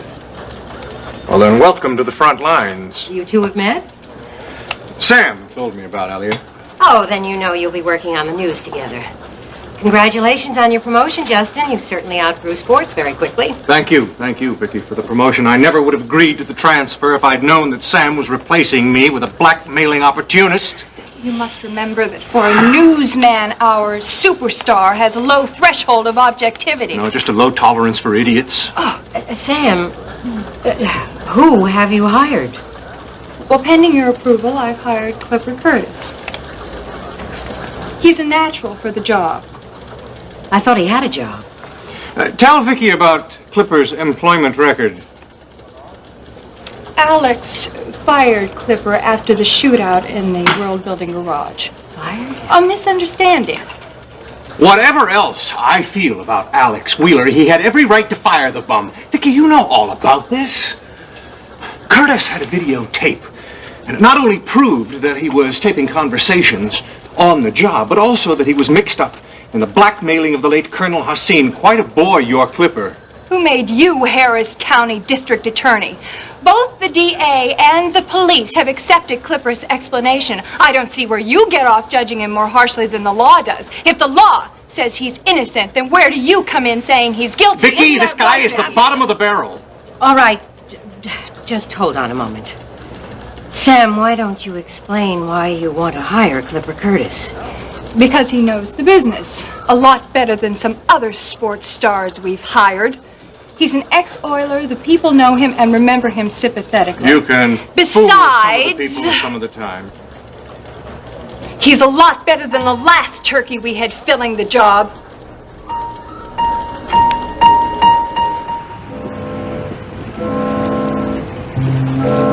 And that's my plan. Sweet, short, and foolproof. Well, that sounds real good to me.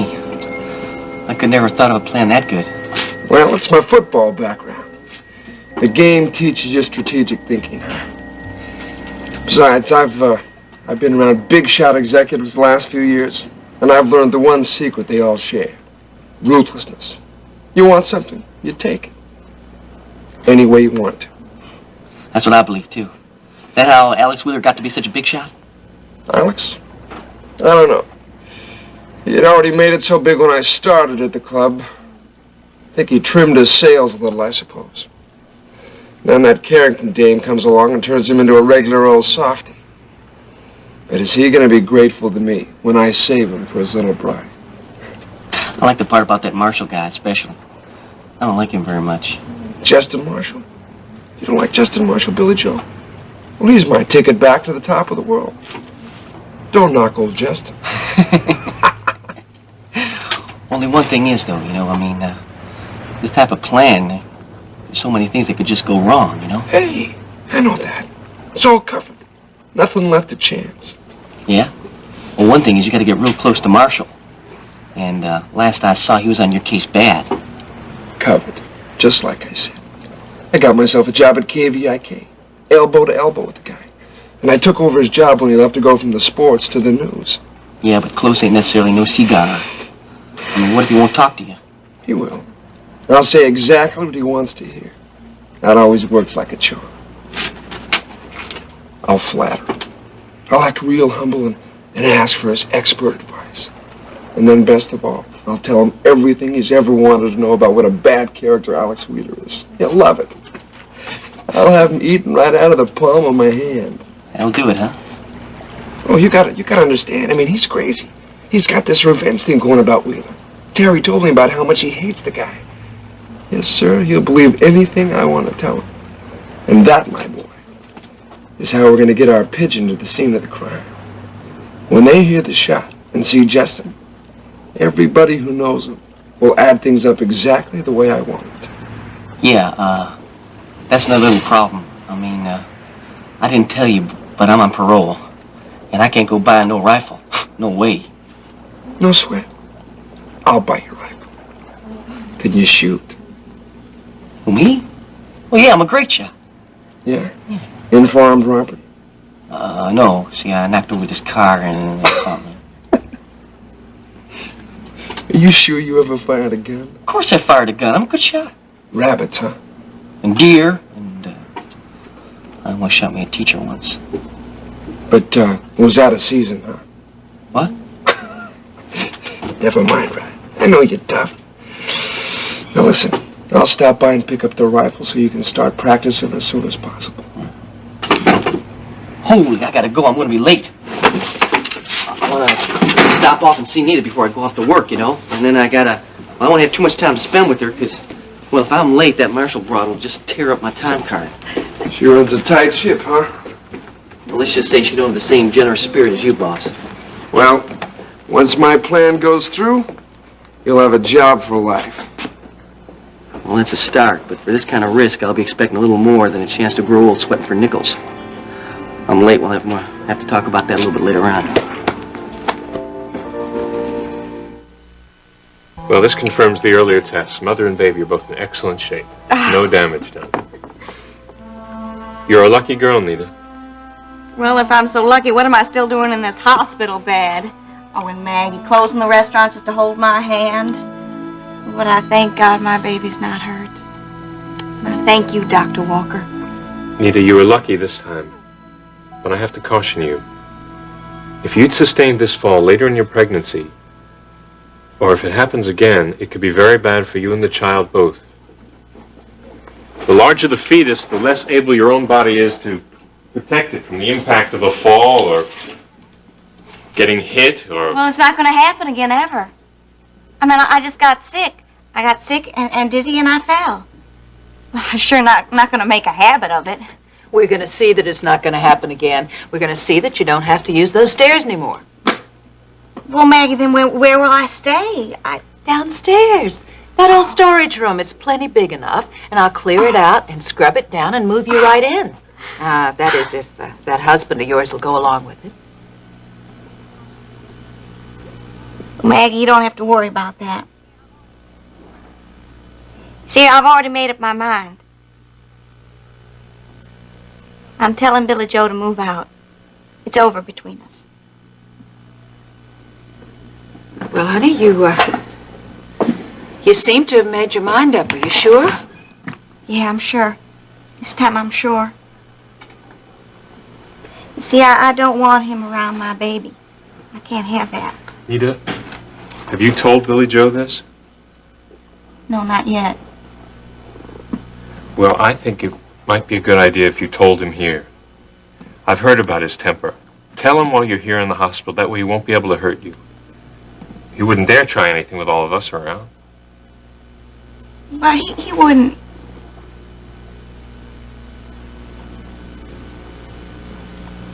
All right. He's supposed to come visit me today before he goes to work. I'll tell him then. Good. I'll just hang around until he gets here, all right? Thank you. I'll wait out in the hall. Nita, you're doing the right thing. Yeah, I guess I am. I'm sure you are. And if it took a fall to make your mind up, then I'm thankful. You're going to be a whole lot better off, and so is the baby. And now don't forget, I'm going to be there to do all I can to help.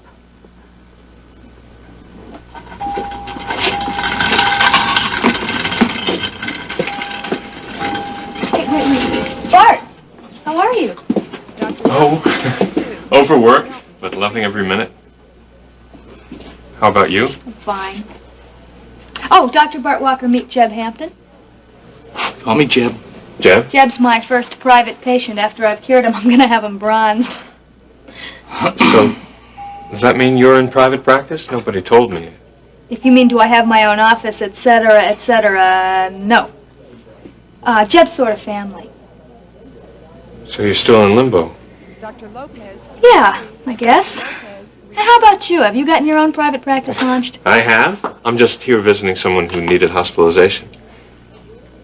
You ought to come out to my place, Courtney. It's over in Westheimer near Maggie's. My patients pay me in abstract art, green produce, the kind you can't bank. Whatever they have, sometimes it's a pat on the back. Well, I finally got to be an old-fashioned doctor, huh? Well, Someday someone rich will wander in sick and I'll be able to pay the light bill. It takes time to get established. So I hear. The truth is, I'd still like a partner. Somebody with a better head for business. I do think about it, Bart. I really do. I just don't have time to talk about it right now. We're going to meet Ginny Marshall. She's Jeb's sister, you know. We're riding out to the ranch together. Ginny's younger brother. I'm surprised I didn't recognize you. I see the family resemblance now. Probably because I wasn't wearing my short pants. Huh? I said I wasn't. No, don't pay any attention to him. It's just a chip you heard. It falls off his shoulder every now and then. Well, it's good to see you, even if you do have to run. Yeah, we really do. Are you living out at the ranch now? Sort of. Well, it'd be a long drive in from the Marshall Ranch to Westheimer every day. Are you planning on staying out there a Bart, while? I just don't plan very far ahead these days at all. I'm sorry, the question was out of line. No, it's not out of line. It's just that my main concern right now is getting Jeb's heart trouble taken care of, and Kevin's advising me on that. Well, after that's taken care of, well, then I'll start to consider what's next. We really gotta run. I'll see you. And you. Soon, I hope. Vicki, if you'll come back to my office with me, I'll show you Clipper's resume, and then I can prove to you that he's the best man for the job. All right, Sam, but later. I want to get Justin and Elliot squared away first. Fine. I'll be in my office. You said that I would be working with Elliot. Vicki, what's the assignment? Yes, well, first of all, I think you'll be able to pick up some tricks of the trade which you're going to need by working with Elliot. Elliot's been a journalist for many years. He's won almost every award you can win. Hardly. Just been lucky enough to be in the right place at the right time, but I haven't been inside many TV stations. Well, that's the other half of the assignment. Justin can teach you what you need to know about KVIK's operation. I'm not an expert. Expert enough. Now, that's enough modesty out of the both of you. KVIK is the best, and so are you. You say Sure. Oh, and I might add that Elliot has the distinction of being Dennis's father. Now, enough introductions. I want the two of you to get started by planning and writing and taping interviews about Elliot's experience as a prisoner in Cambodia. All right? Fine. And good luck. Thank you. Well, while we're at it, I'd like to hear more about my brother Barrett. What happened to him? My grandmother tells me that you'd actually seen him alive. You were with him in the same prison camp. Marshall. Justin Marshall, yes, of course. I hadn't made the connection. You're Barrett's brother. Yes. He's died twice for me now. It's been hard to assimilate. I hope you can tell me a little bit about him. Yes, of course. Anything I can, I'd be glad to. We were in camp about a year before he was killed, leading the escape. The escape that freed me. I understand from my grandmother that you actually saw him shot. Yes. All of them. They were all killed. I'm the only one who escaped. Well, it's up to you then to tell their story. Having been blessed with the luck that they didn't have, along with the courage that they did. We owe that to Barrett and all the rest. Don't we? Yes. Yes, we do. But, if you'll excuse me, I'm not ready to begin just yet. It's very hard. Very hard. Excuse me. Tomorrow, we'll start then. All right?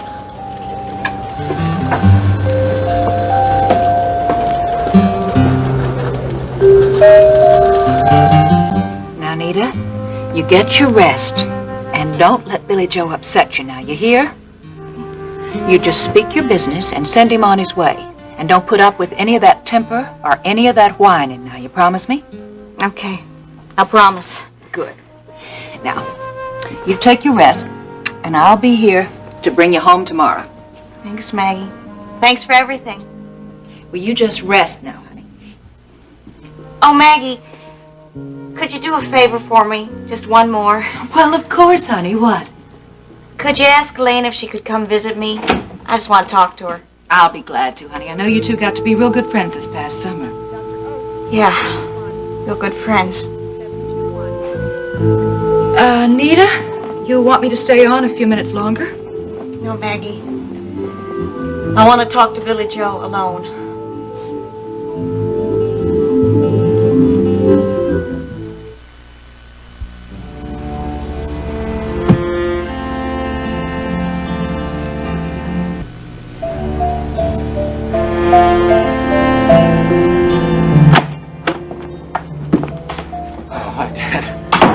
Good to see you here this early. I thought you'd be working all afternoon. No.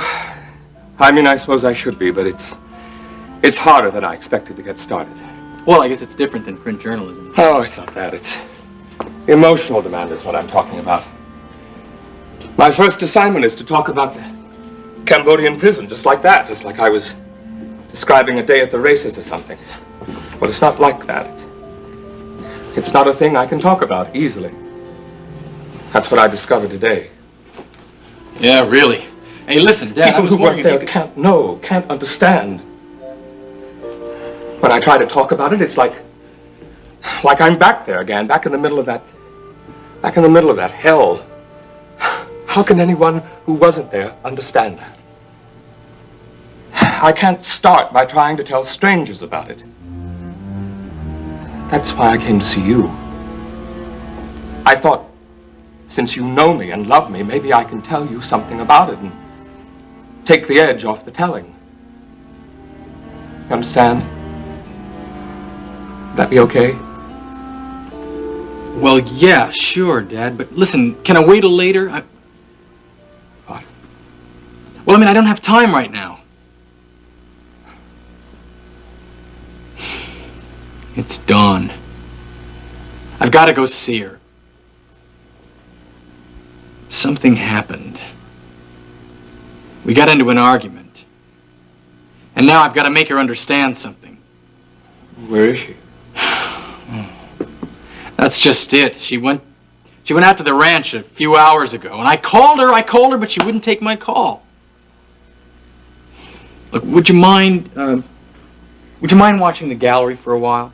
Oh, of course not. Dad, I want to hear your story, I really do, but it can wait till later, can it? Of course. You go on. I'll watch things here for you. Thanks. See you later.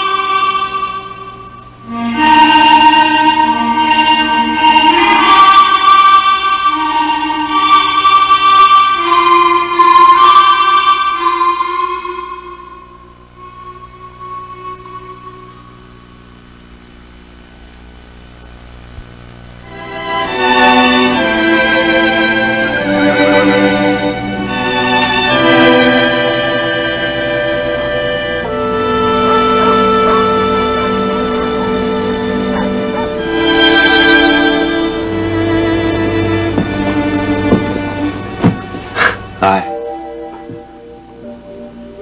That's nice. No, it's not. It's nothing.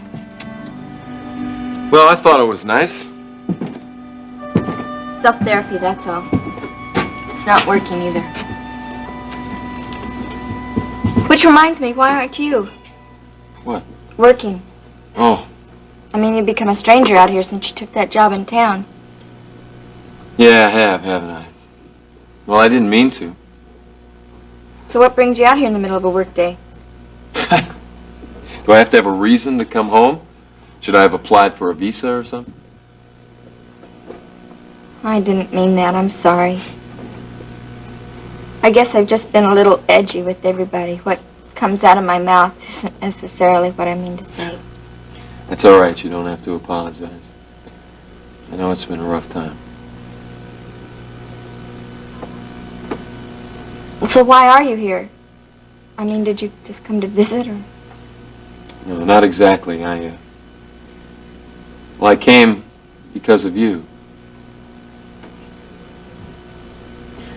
You mind if I take another look?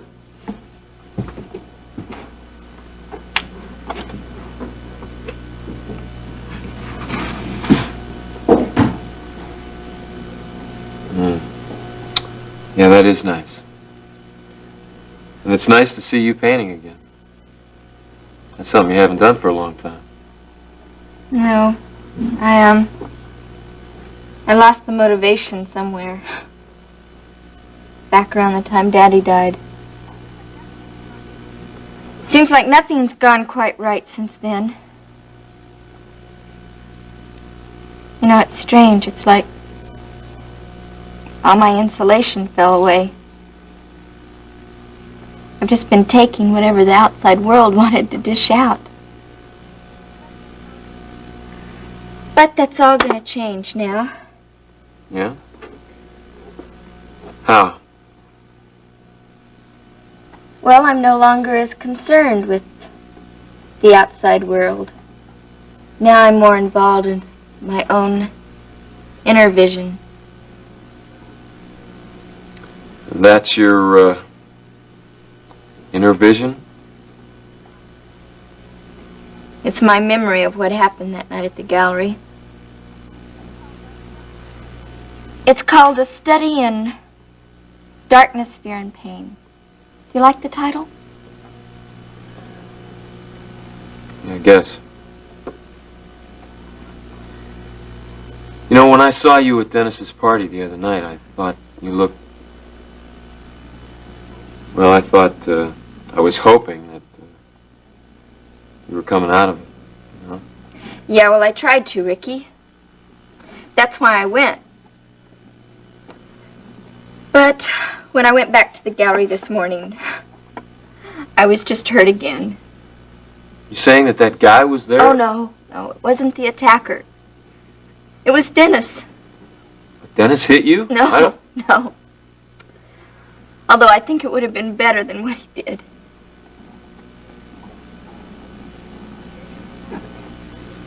Dennis spent the night with Paige. Can you believe that, with my own sister?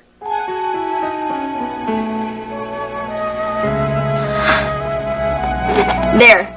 It's finished. What's that? It's betrayal. The perfect complement to fear and pain.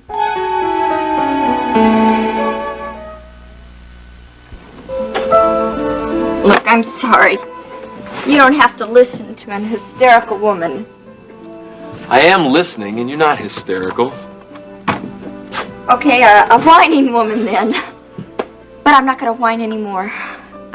It's gotten to the point where I can't even stand to hear my own complaints. Dawn, No, listen, I don't want to talk about myself. How are you? Listen, I came out to talk about, you know, the case, if you think you can.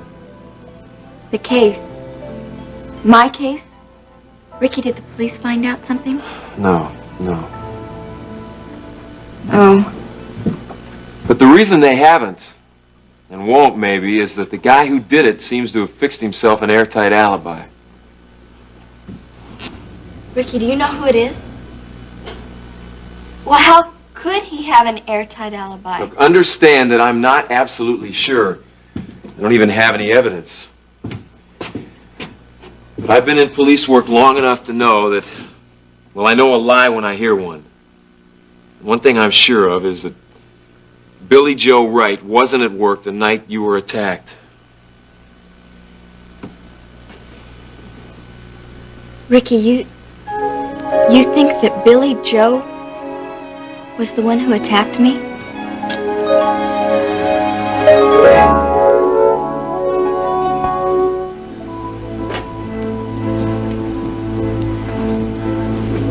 He must have been the one who taught you how to play like an iceberg. Leave Maggie alone. Just kidding, sweetheart. Maggie's all right.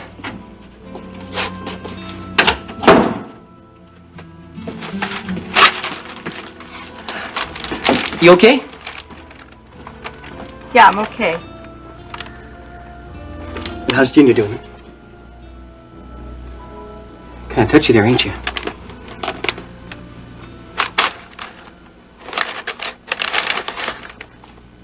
Nita, why'd you ask Maggie to send Elena around to you? I want to talk to her. I want to ask her if it was really her you were going to meet that night you beat up Dawn. Check it up on my story, huh? I swear, Nita, you never used to be like that. A trusting wife's not supposed to go around and double-check everything her husband tells her. I swear.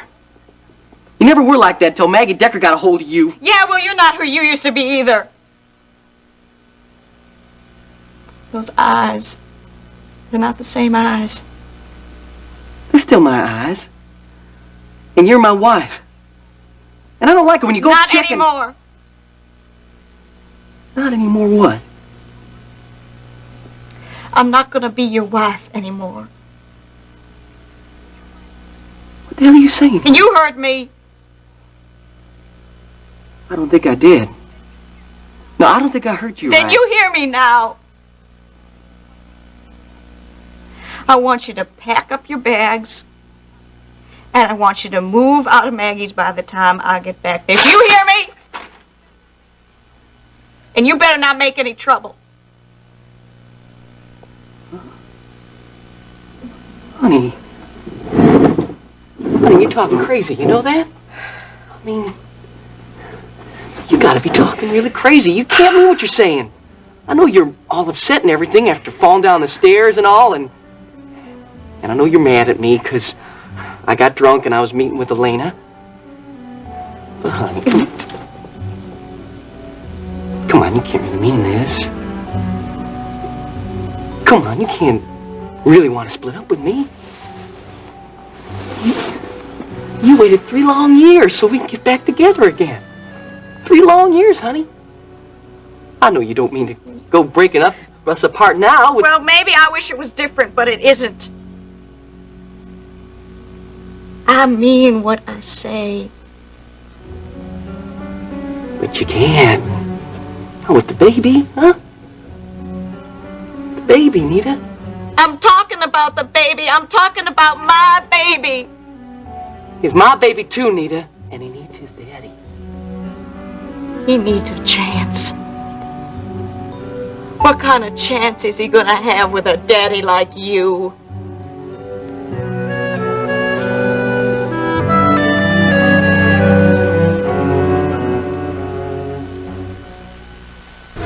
I'd make an outstanding daddy. If I was my daddy, I'd be a millionaire now. I'd You're charge just full of it. You're just full of it. Oh, I get it. Oh, I get it now. You ain't so hard to understand, you know that? Yeah, I'm trying to be as clear as... I get it!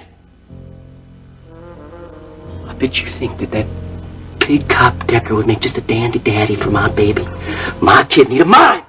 You want to take that kid away from me, and you want to run off with that cop you got the hots for, huh? You're foolish. I bet you even told him what I told you, huh? About what I did at that museum that night, huh? No, Didn't you? no, I didn't. I wish I did, but I didn't. I didn't want to see you locked up back in Huntsville prison. You expect me to believe that? Yes, it's the truth. God forgive me, but it's the truth. I sat here and I lied to him when he asked me. He asked you to- I'm sure he Son of knows a- it's you, and he knows I lied. But that is the last time I'm lying for you, Billy Joe. That is the last time. What if he asked you tomorrow, Nita, huh? What if he asked you tomorrow? He won't. He understood me. Yeah, I bet he understands you real good. Don't you get it yet, Billy Joe? I can't live my life like this any longer. Lying to my friends, trying to forgive things I cannot forgive just to keep you out of prison where you probably belong. Well, go ahead and hit me. Go ahead and hit me, big strong man like you. Pretty soon there'll be two of us as hit you hit. Is that the way you want it, Billy Joe? Just like your daddy before you? Yeah!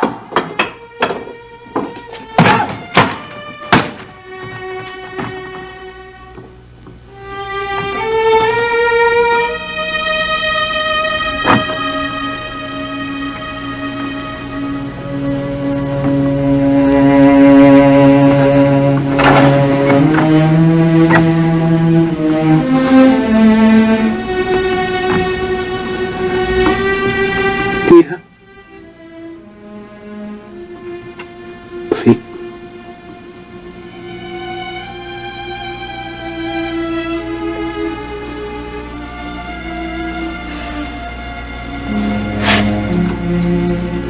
No, I can't do this anymore. I can't.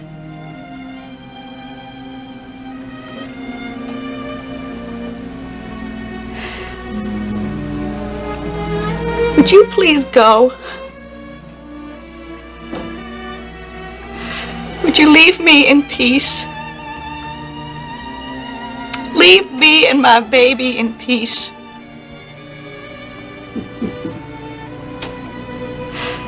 I hope I can bring it up right. I sure hope I can.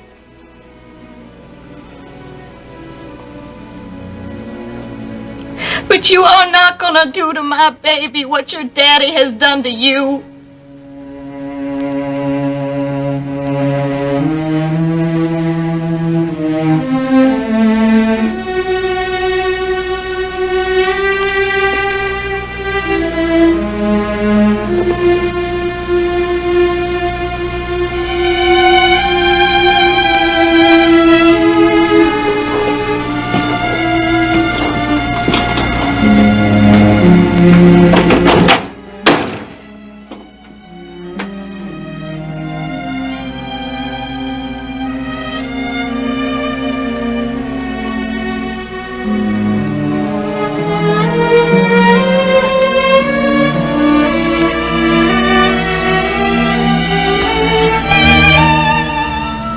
But you said that you don't have proof that it's Billy Joe?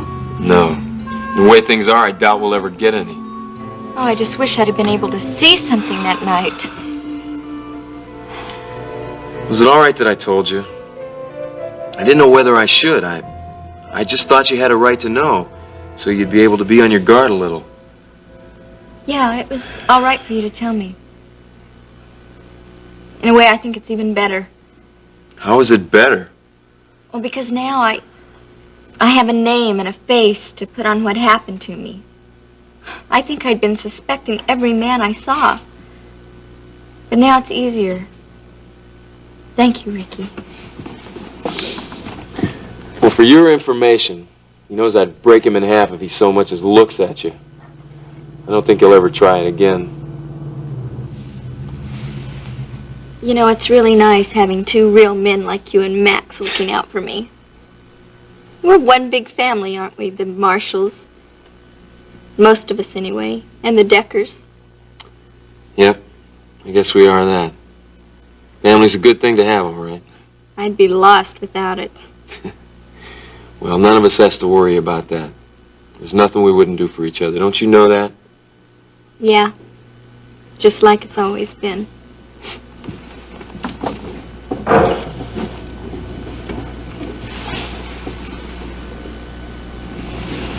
Dennis!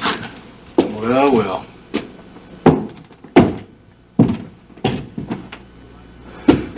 I came by to apologize. and to try and explain. Again. Because I didn't want you to think I had abandoned you. But I can see you found someone to comfort you now, Dawn. Dennis. And you don't need me, do you? For a month, you wouldn't let me touch you.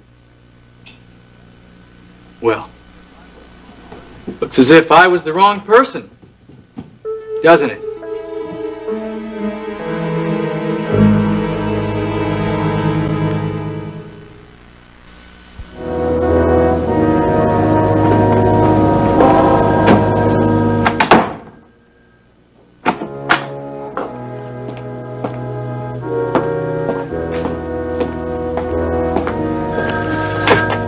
Western Art. Hello, this is Paige Marshall. I want to talk to Dennis, please. Paige, this is Elliot. I'm afraid Dennis isn't here. We went out to see Dawn. Something about patching up a quarrel. Would you like to leave a message? No, thank you, Elliot, but I'll extend my invitation to you then. How about dinner at the club tonight? I just hate eating alone.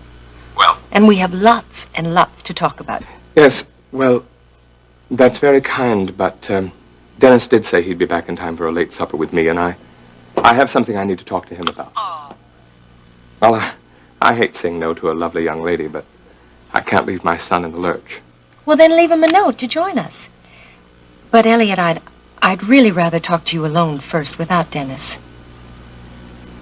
What about? Well, it's much too delicate to go into on the phone, but it has to do with Dennis and Iris and Alex. Well, really, Please say yes, Elliot. It's so important. I need your help in sorting out some rather confusing matters.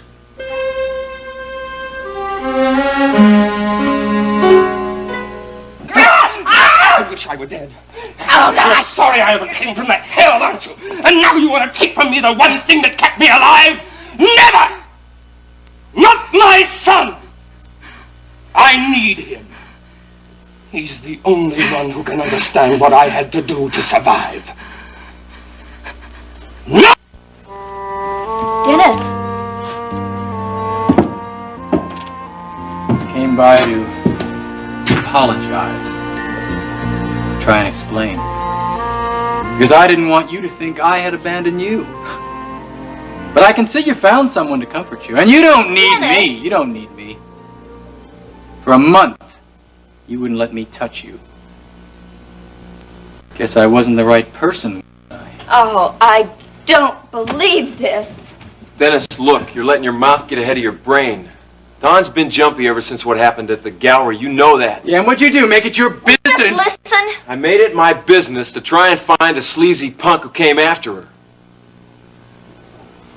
Now I know who it is. It's Billy Joe Wright. Billy Joe. We were looking all over town for him, and he was right next door. If I'd known that, if I'd known I could get him. Well, let's just hope they throw away the key this time, huh? Yeah, but that's not gonna happen. As far as the law's concerned, he's clean. Wait a minute, now you just said... I know, but he's wriggled out of it. There's no proof. He swears that he was at work that night and his boss backs him up. But I know he's lying. Then why bring it up if it's just some idea of yours? What's the matter with you anyway? Don't you think about this? She doesn't like not knowing who he is or when he might come back. This way she can be on her guard. Look, I'm just trying to protect her, Dennis. Yeah, well, forget it. I can take care of Dawn myself. And I can protect her. Even from you.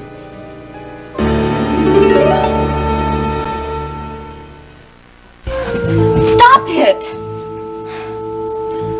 All right, you two are going to have to sort this out for yourselves. No, Ricky, wait. Maybe you don't mind if I ask you a little question. Like, how long has all this been going on anyway? 20 years. Ricky and I grew up together. We went to the same school, we ate at the same table. He's like a brother to me. He looked out for me then and he's still looking out for me now, and I'm grateful for it. I trust him. But not me. Hey, there's no competition, man. It's apples Hey, and would you oranges. back off? Now answer me. I've been trailing behind you for weeks, treating you like glass. I needed you to be patient. Don't throw it back at me now. All I wanted to do was hold you and touch you like he was doing. I'm not going to feel guilty. I won't. Now, I asked you to wait because I thought you understood. I understood. Or I thought I did until I saw him with his arms all over you. That's not how it was. Now you're making this up. Am I? You tell me to be patient, and you tell him you trust him. Well, I have no reason not to trust him. He didn't spend the night with my sister. I came by to explain. Well, don't bother. You jump to your conclusions and I'll jump to mine.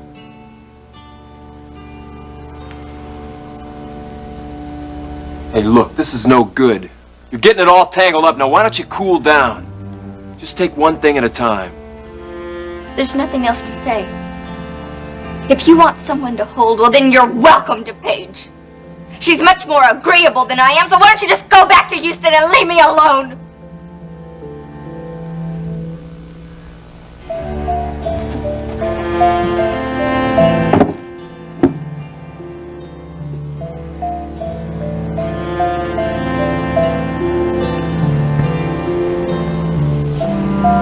Yuck.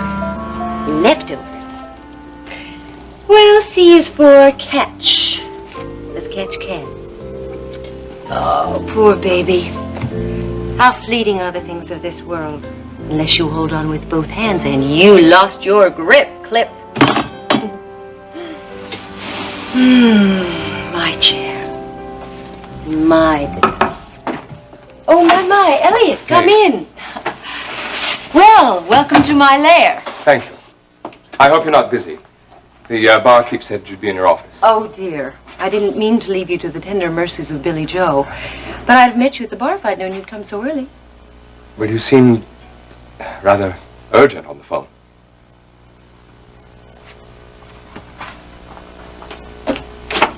Can I get you a drink? No, thank you.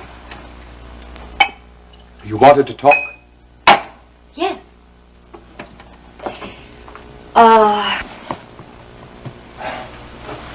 So, what do you think of the club? Splendid, posh, etc.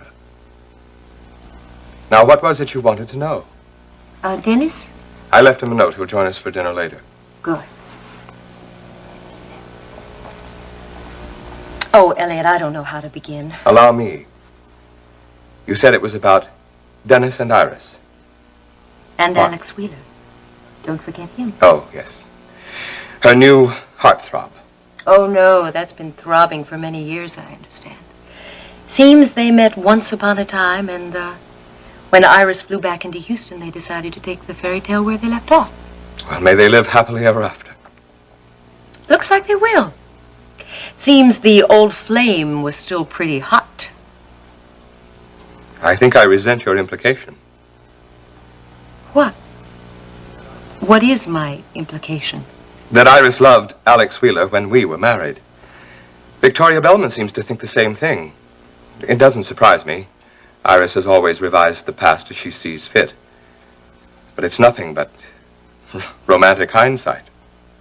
Then she never mentioned Alex to you. Never. I never heard his name. Though I haven't heard much else since I came to Houston. And you probably will hear it a lot more, won't you? Once Iris remarries and Dennis learns to accept him as a father.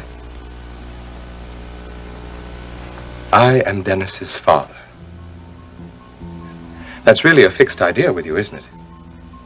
You said something like that at the party, that I should leave Houston and let Mr. Wheeler fill my shoes. If the shoes fit. Did Iris put you up to this? Is that why I'm here?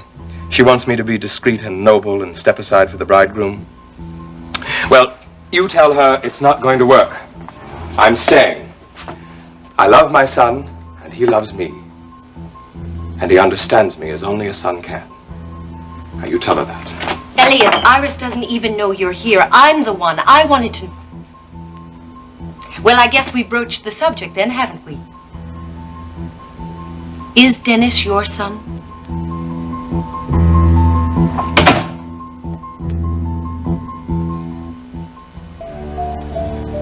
If you were a man, Devoutly to be wished, but I'm not, honey.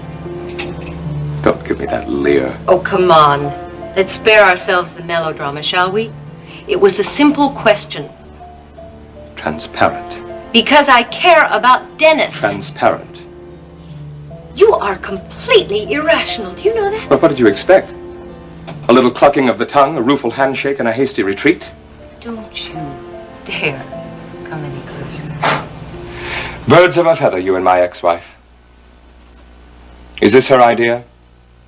You're unveiling her secret weapon to make Elliot clear out? Iris has nothing to do with this, Elliot. Liar. It's the truth. I figured it out myself. Well, you figured wrong.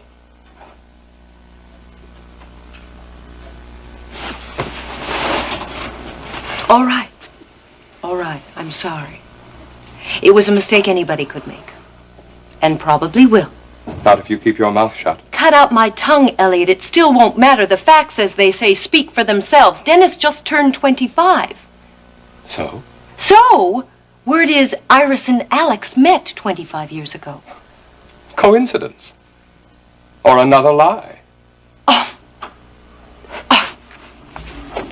Elliot, really? I mean, rarely have I been so flattered. I'm not nearly as quick on my feet as you think I am. I admit I assumed the obvious. Forgive me, please. I thought that you and Iris had made some sort of arrangement. Arrangement? But I never said anything, Elliot. I respect people's skeletons. Lord knows I have a few of them in my own. Until I realized that someone else might make the connection, and then Dennis could get hurt. And I was here to help you whip up something. But if I'm wrong, and you're sure, and you are, then there's nothing to be explained, is there? No. Good. Shall we head out to the dining room? Do you really think I'd sit across the table from you now? Elliot. Hey, look, I apologized.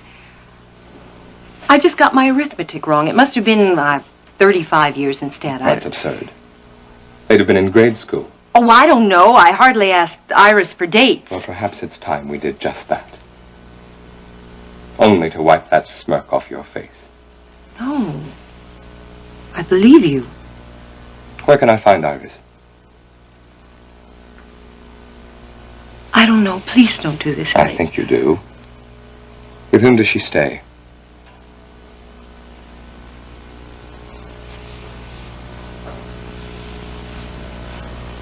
Rena Cook. Mrs. Kevin. Elliot, wait. You just can't go storming out to River Oaks. It's in River Oaks? Thank you. That'll save me some time. Goodbye. Elliot! Elliot, wait!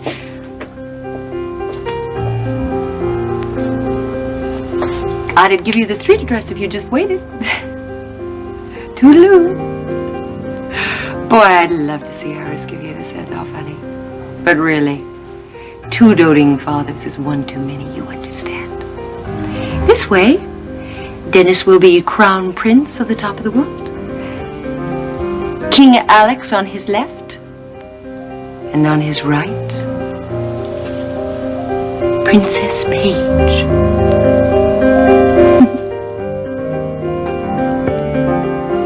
November 21st. That's when it's going to be. Now, that's when you and Alex are going to tie the knot. Yes. Oh, Stryker, I do hope you'll be well enough to come. I mean, I know that you and Alex have had your differences. Oh, no. That's water under the bridge, Iris. This wedding is going to be the biggest shindig that Houston's seen for some time. I wouldn't miss it. If I'm up to it, I'll come. Oh, thank you. Yeah. And in the meanwhile, I'll be resting up and generally living the life of Riley in the cabin that Rena bought. I'm gonna pamper him to pieces. The next time you see him, he'll be purring like a Persian cat. Mm-hmm. Come on, Daddy, it's getting dark. All right. Honey, I'm gonna want to get him settled in, so I'll probably be spending the night. Will you be all right by yourself? Oh, of course, I'm a big girl now. Okay, oh, then that's wait a Kate. minute. No, tell her I'm on my way. All right. Bye-bye. Bye-bye. Bye-bye. Hello? Oh, thank goodness it's you, Iris. It's Paige with some bad news. Elliot has been here at the club asking questions, and now he's on his way over to see you. And he suspects. About Dennis? You told him? No, not exactly. I think it was something that Vicki Bellman said. Iris, if I were you, I would tell him the truth now. In the long run, it'll be the best for Dennis, believe me.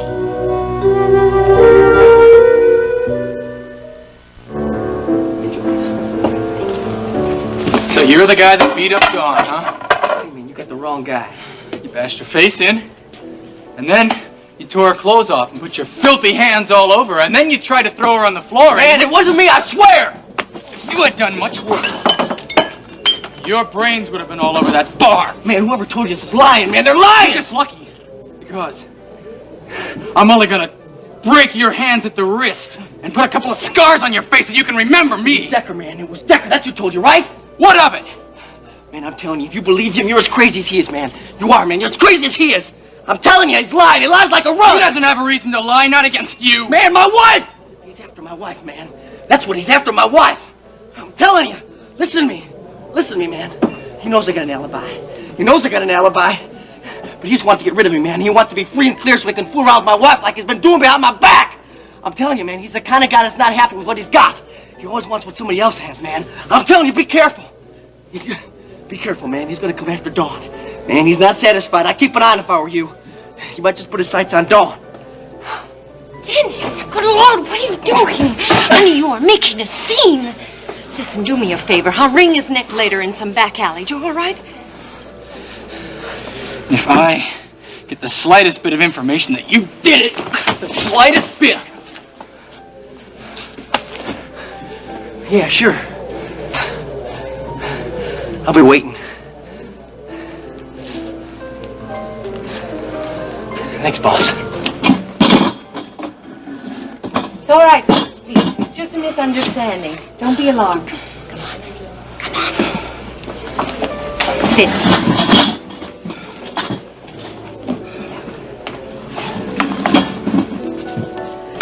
I'm gonna get you a drink. Now Dennis has Paige. And the future just shriveled up. It's over. Think you should really decide that now? No. But I did, and there's no fixing it. Now, don't be so sure. Dennis wants to talk. Maybe when you all have that conversation, you... You think that's Dennis? Maybe he's come back. Hello? We're home. It's Jenny. I'm sorry. Hey, did you miss us? Courtney, of course I did. Oh, introductions. This is my brother, Jeb Hampton. This is Dawn Marshall, Courtney's sister, and Ricky Decker. Hi. Good to meet you. Hello. What did Kate do? Call the National Guard. I told her we'd be late. No, she's in the kitchen cooking up a storm. Oh, terrific.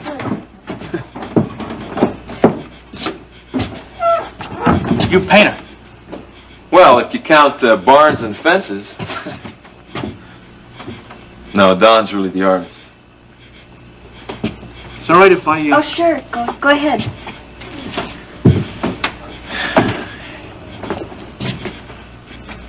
Well, I think I'm going to be heading back to town now. Well, if you run into Dennis... Yeah? Nothing. Good night. Good night.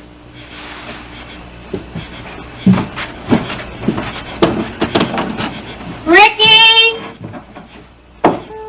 Ricky, can I ride into Houston with you? Maggie just called. Anita wants to see me. Oh, Elena, have you met...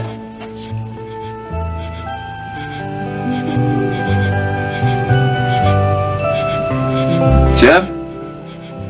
Suzanne. Sorry. What'd I say? Beats me.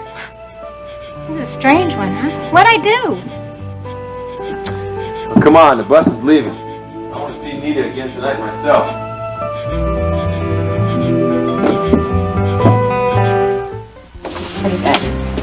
Well, now I guess we're ready.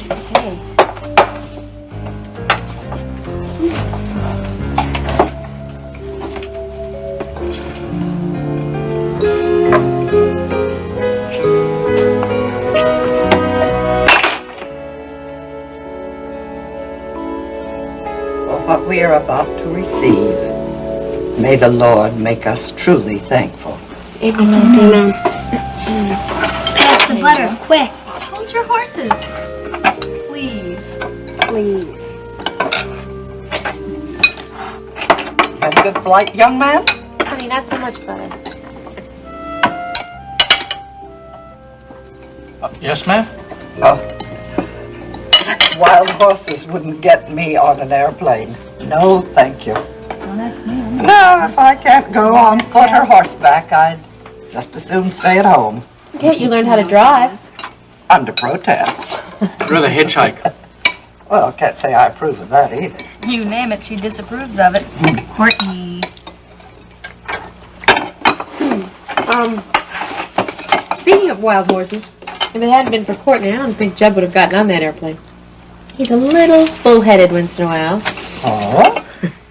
Well, in that case, he'll fit right in.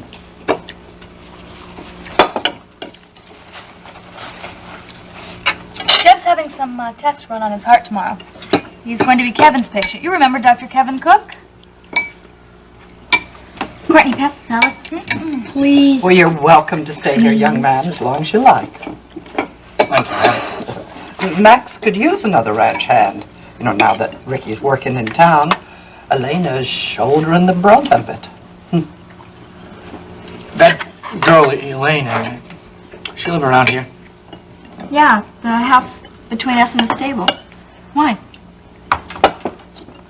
You look like you've seen a ghost. Excuse me. Can I go for a walk with Uncle Jeb? Now you sit still. Courtney. Yeah, you might get lost. Excuse me. Oh, Kate, I'm sorry. Jeb gets a little moody sometimes. Well, it's understandable. But it is nice to see a young man's face at the table. Oh, which reminds me, I thought I heard Dennis. I hope you didn't run him off. He should have stayed. You know, he's almost one of the family now. No. Not anymore.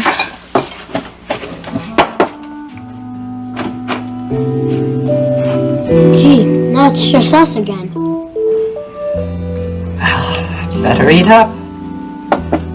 Looks like seconds or thirds tonight.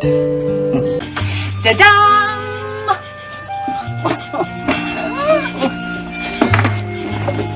What happened, Dad? Did you stub your toe there? Ouch! This electricity isn't on yet. Yeah, Now, I'll where's get it. Maybe we should have worn the boots. No, it's Yeah. There we go. Hey. Oh, is that better?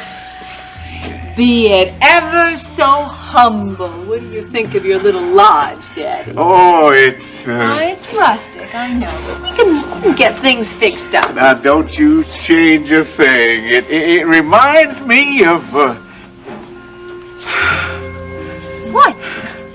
Well, where I grew up as a boy in East Texas. That's the way it ought to be. I'm having a second go-round. I'm a new man with a new heart. I gotta try to grow up all over again. Only this time you have me. Ooh. It's my second go-around, too, remember? Or maybe it's my first. I don't remember. Daddy, we can grow up together. Yeah.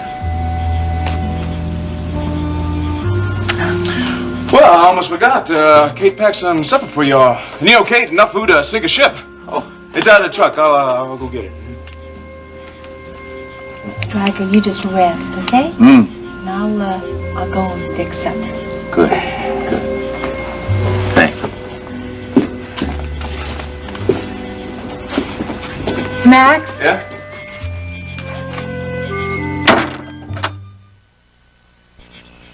Max, I want to thank you for driving us out here in your pickup.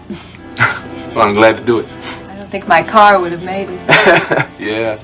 Well, I'll see if I can use the bush hook tomorrow and widen out that trail a little bit. At least that way you'll be able to drive in from the road. How about that? No, you don't have to bother with that. I'll just call somebody to have it grade and put down some you know, that black stuff, whatever it is. Rita, we don't want a freeway across the ranch. It's got to be something that Stryker can drive. I mean, suppose he has to get to a doctor and I'm not here. I'm not that hard to find. We can't just keep bothering you like Well, what are this. neighbors for? Look, I tell you what, you buy your daddy a CB radio, and that way he can get in touch with me day or night, even if it's just to shoot the breeze. You know what? I think I'm gonna enjoy having him around here.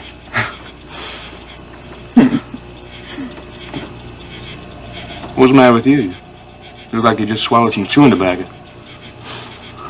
No. I was, just wondering if maybe I should swallow some of those things that I said to you before. I guess your kindly side is, taking me by surprise, that's all. Well, I reckon we all have more than one side. Takes at least two to be human. So why you have to keep putting your bad foot forward all the time? Well, when someone kicks me, I tend to kick back. I'm sure you're not talking about me. Oh, no? Well, I haven't tried my best to be nice to you. Oh, yeah. I have. Just like you tried to be nice to that husband you used to have, right? Yes, just like I...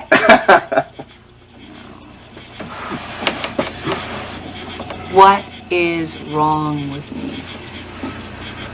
Well, Marina, that is a hell of a question. Is it? Am I really so bad, Max? Look at me. Am I so awful? No. Well, not to look at. But then you know that. Fat lot of good it does me. Why is it that men of every size and shape and persuasion are just falling over each other just so they can run away from me? Well, I don't reckon I'm the right one to answer that question. Why not? I don't see me running away. Do you? No, but you're always deviling me. Yeah. Yeah. And that's because I want something from you. I want to see your other side. There's a real woman in there somewhere. I saw her just a little while ago with her daddy. And believe me, she was fine. But then maybe that Stryker's girl, maybe it's just for him. Maybe she won't traffic with somebody who won't give her the store anytime she wants. And you're calling me a spoiled brat. Well, you're wrong about that. I'm not. The Stryker has said no to me plenty of times. Oh, sure. I mean, I admit that it's been mostly the last few months, but of course, I didn't listen to him. Maybe I should have, huh? You know, I believe you could come around yet. Well, I don't want you thinking that just because I'm a walking catastrophe that this is Stryker's doing.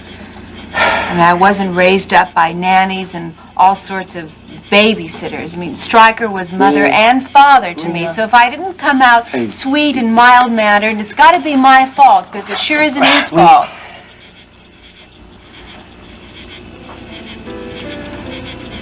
You really love him, don't you?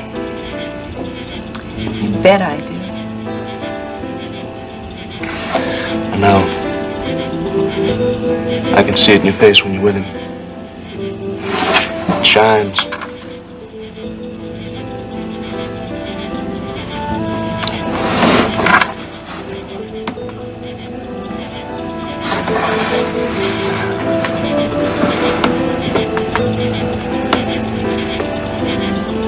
You know, Max, I know that you think that I'm rich and pampered and that I'd faint dead away at the thought of losing my fur coat. And I know you're going to laugh about this too, but all the things that Stryker's done for me, and Lord, it's been plenty. You were right about that. But all the things that he's given to me, the thing that I love most, treasure most, is his love. I mean, he didn't have to love me. There's no law that says that. But he does.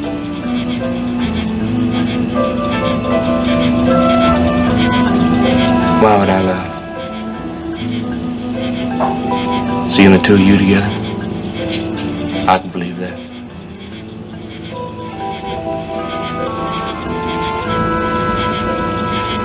In fact, when I look at you, I see a woman that needs a whole lot of love. And not just from her daddy.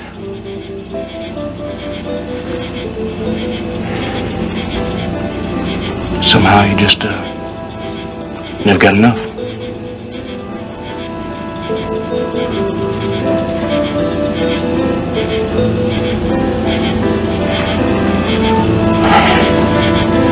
Food's getting cold, huh? Yeah, you're right. You'll, stay for supper, won't you? Yeah. Sure.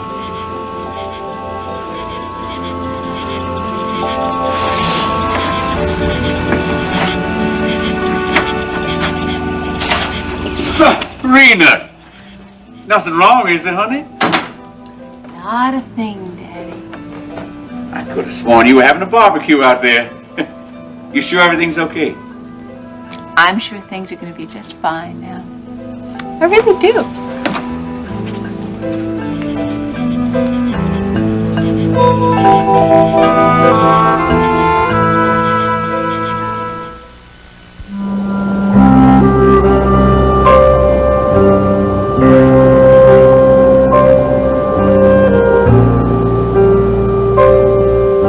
You really should have called, Elliot. I am a guest Well, I'm here. sorry It's to not disappoint you, Iris, but this isn't a social call. social or not. I'd really feel much easier if we met for a drink tomorrow. Well, tomorrow's not soon enough. Besides, it looks as though we're alone. Are we? I see. No sooner in the door than you want me out. I didn't say that. It's unbecoming, Iris. Even in an ex-wife. What do you want? I've heard some other rather unbecoming rumors about you and your betrothed, the well-heeled Mr. Wheeler. That's none of your affair. Well, I think it is. Gossip? Oh, really, Elliot? From a reliable source, as we say in the trade. Victoria Bellman. Reliable. That spiteful woman, she would say anything Spare she me can your to indignation, please. I know all about her devotion to Wheeler. Then you're no paragon of virtue, are you? You've played low and dirty in your time. But how long? What did she say? That you met Alex Wheeler before me and you've loved him ever since. Even on our wedding day, while we were married. Well, come, Iris. A lie for a lie, a truth for a truth. Let's hear it.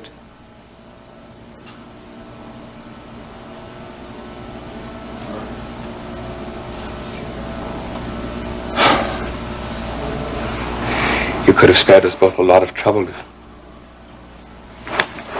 No, I don't care. That marriage shriveled up and rotted long ago. Love whom you damn well please, if you're able. But no one, do you hear me? No one is going to say or even think that Dennis is not my son. No one does, as far as I know. Guess again. Why should they? Arithmetic. When did you meet him, Iris? You don't let go of me. Dennis was born the end of October. We married in February. That works out pretty well, give or take a few days. So what are you worried about? When did you meet Alex Wheeler? When? It was 1955. What month? Oh, surely you don't expect me to recall Not the month. recall when you met the grand love of your life. I certainly do expect.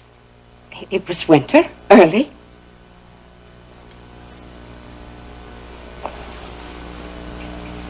Good. New Year's? Say it, Iris. Absolve yourself. Near then. How near? January? No. It was early February.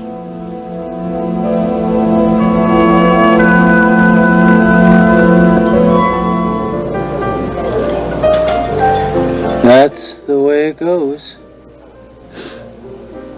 My life is going down the drain. Oh, come on, Dennis.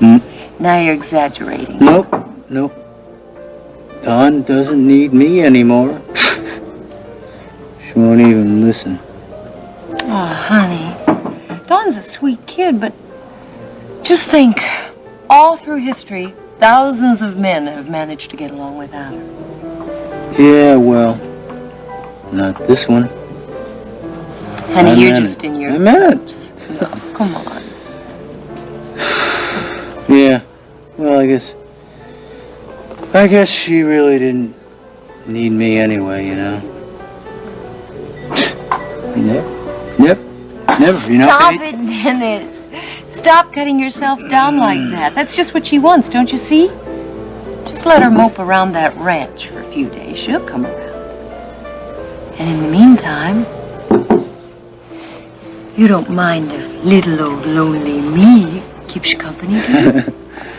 Hell no. Hey, you know,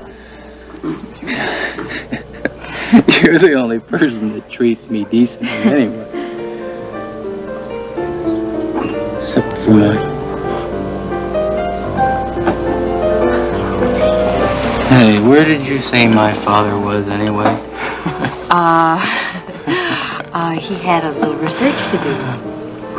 Research? Mm-hmm. You mean for Mrs. Bellman? Mm-hmm. Yes, among others.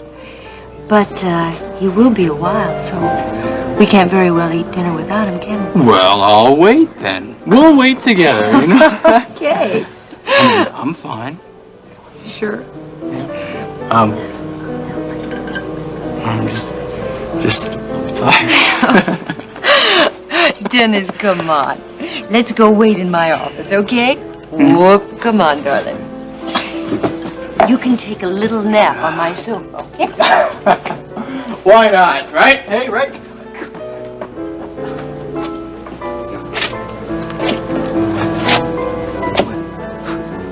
What's that turkey got that I don't got?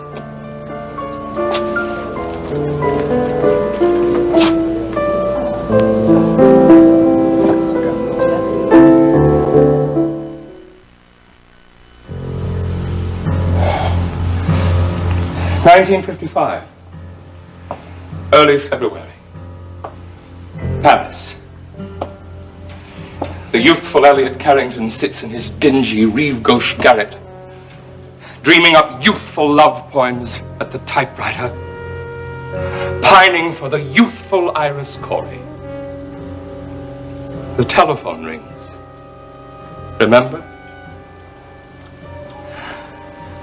You told me to come to Saint-Tropez.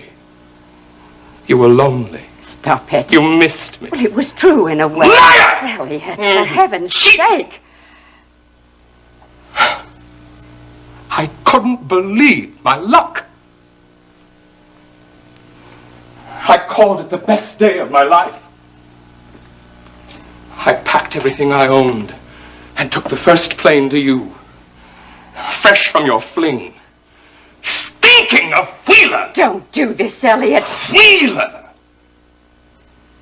He was the smart one. He knew when to leave. He must have seen what you were. He loved me. I did what I had to do, Elliot. I had no choice. Oh, yes. Whitewash the filth. Avert the scandal. Protect the family name. Put one more past Mac Corey. For Dennis, not for me. No wonder there was such a rush to marry. It has to be here. It has to be now. Sleep in the same bed your son was conceived in, the son you said was mine. Did we? No. Oh, what a shame. A little paternity might have rubbed off on me. Elliot, try to understand. Understand? You've kept this lie going for 25 years. That's a little hard for me to understand. He was your son. In every other way, I never dreamed I'd see Alex again. Yes, but now you have. And he's rich. And you want to collect for you and your bastard. That's not so. And you have no use for me, so what does the truth matter now? I don't want his money, and I don't want to hurt you. But you left us, Elliot. Why, you have hardly seen Dennis in the last 15 years. Things are different now! Things are what they are, Elliot, and yes, they're different. Oh, Alex and Dennis and I have a chance to be the family we should have been. Dennis can know and come to love his real father. Now, doesn't everyone deserve as much? Is that too much to ask? Yes. And too late to ask. Oh, please, Elliot, think of Dennis. If you love him, think of him. I cannot tell him while you're here. He would never accept it. So I'm begging you, please, just leave Houston, anywhere. I don't care. I'll pay for it. Just go, please. You want what? You want what? You want what? Elliot, no! I wish I were dead. You're sorry I ever came from that hell, aren't you? And now you want to take from me the one thing that kept me alive? Never! Not my son! I need him. He's the only one who can understand what I had to do to survive. No!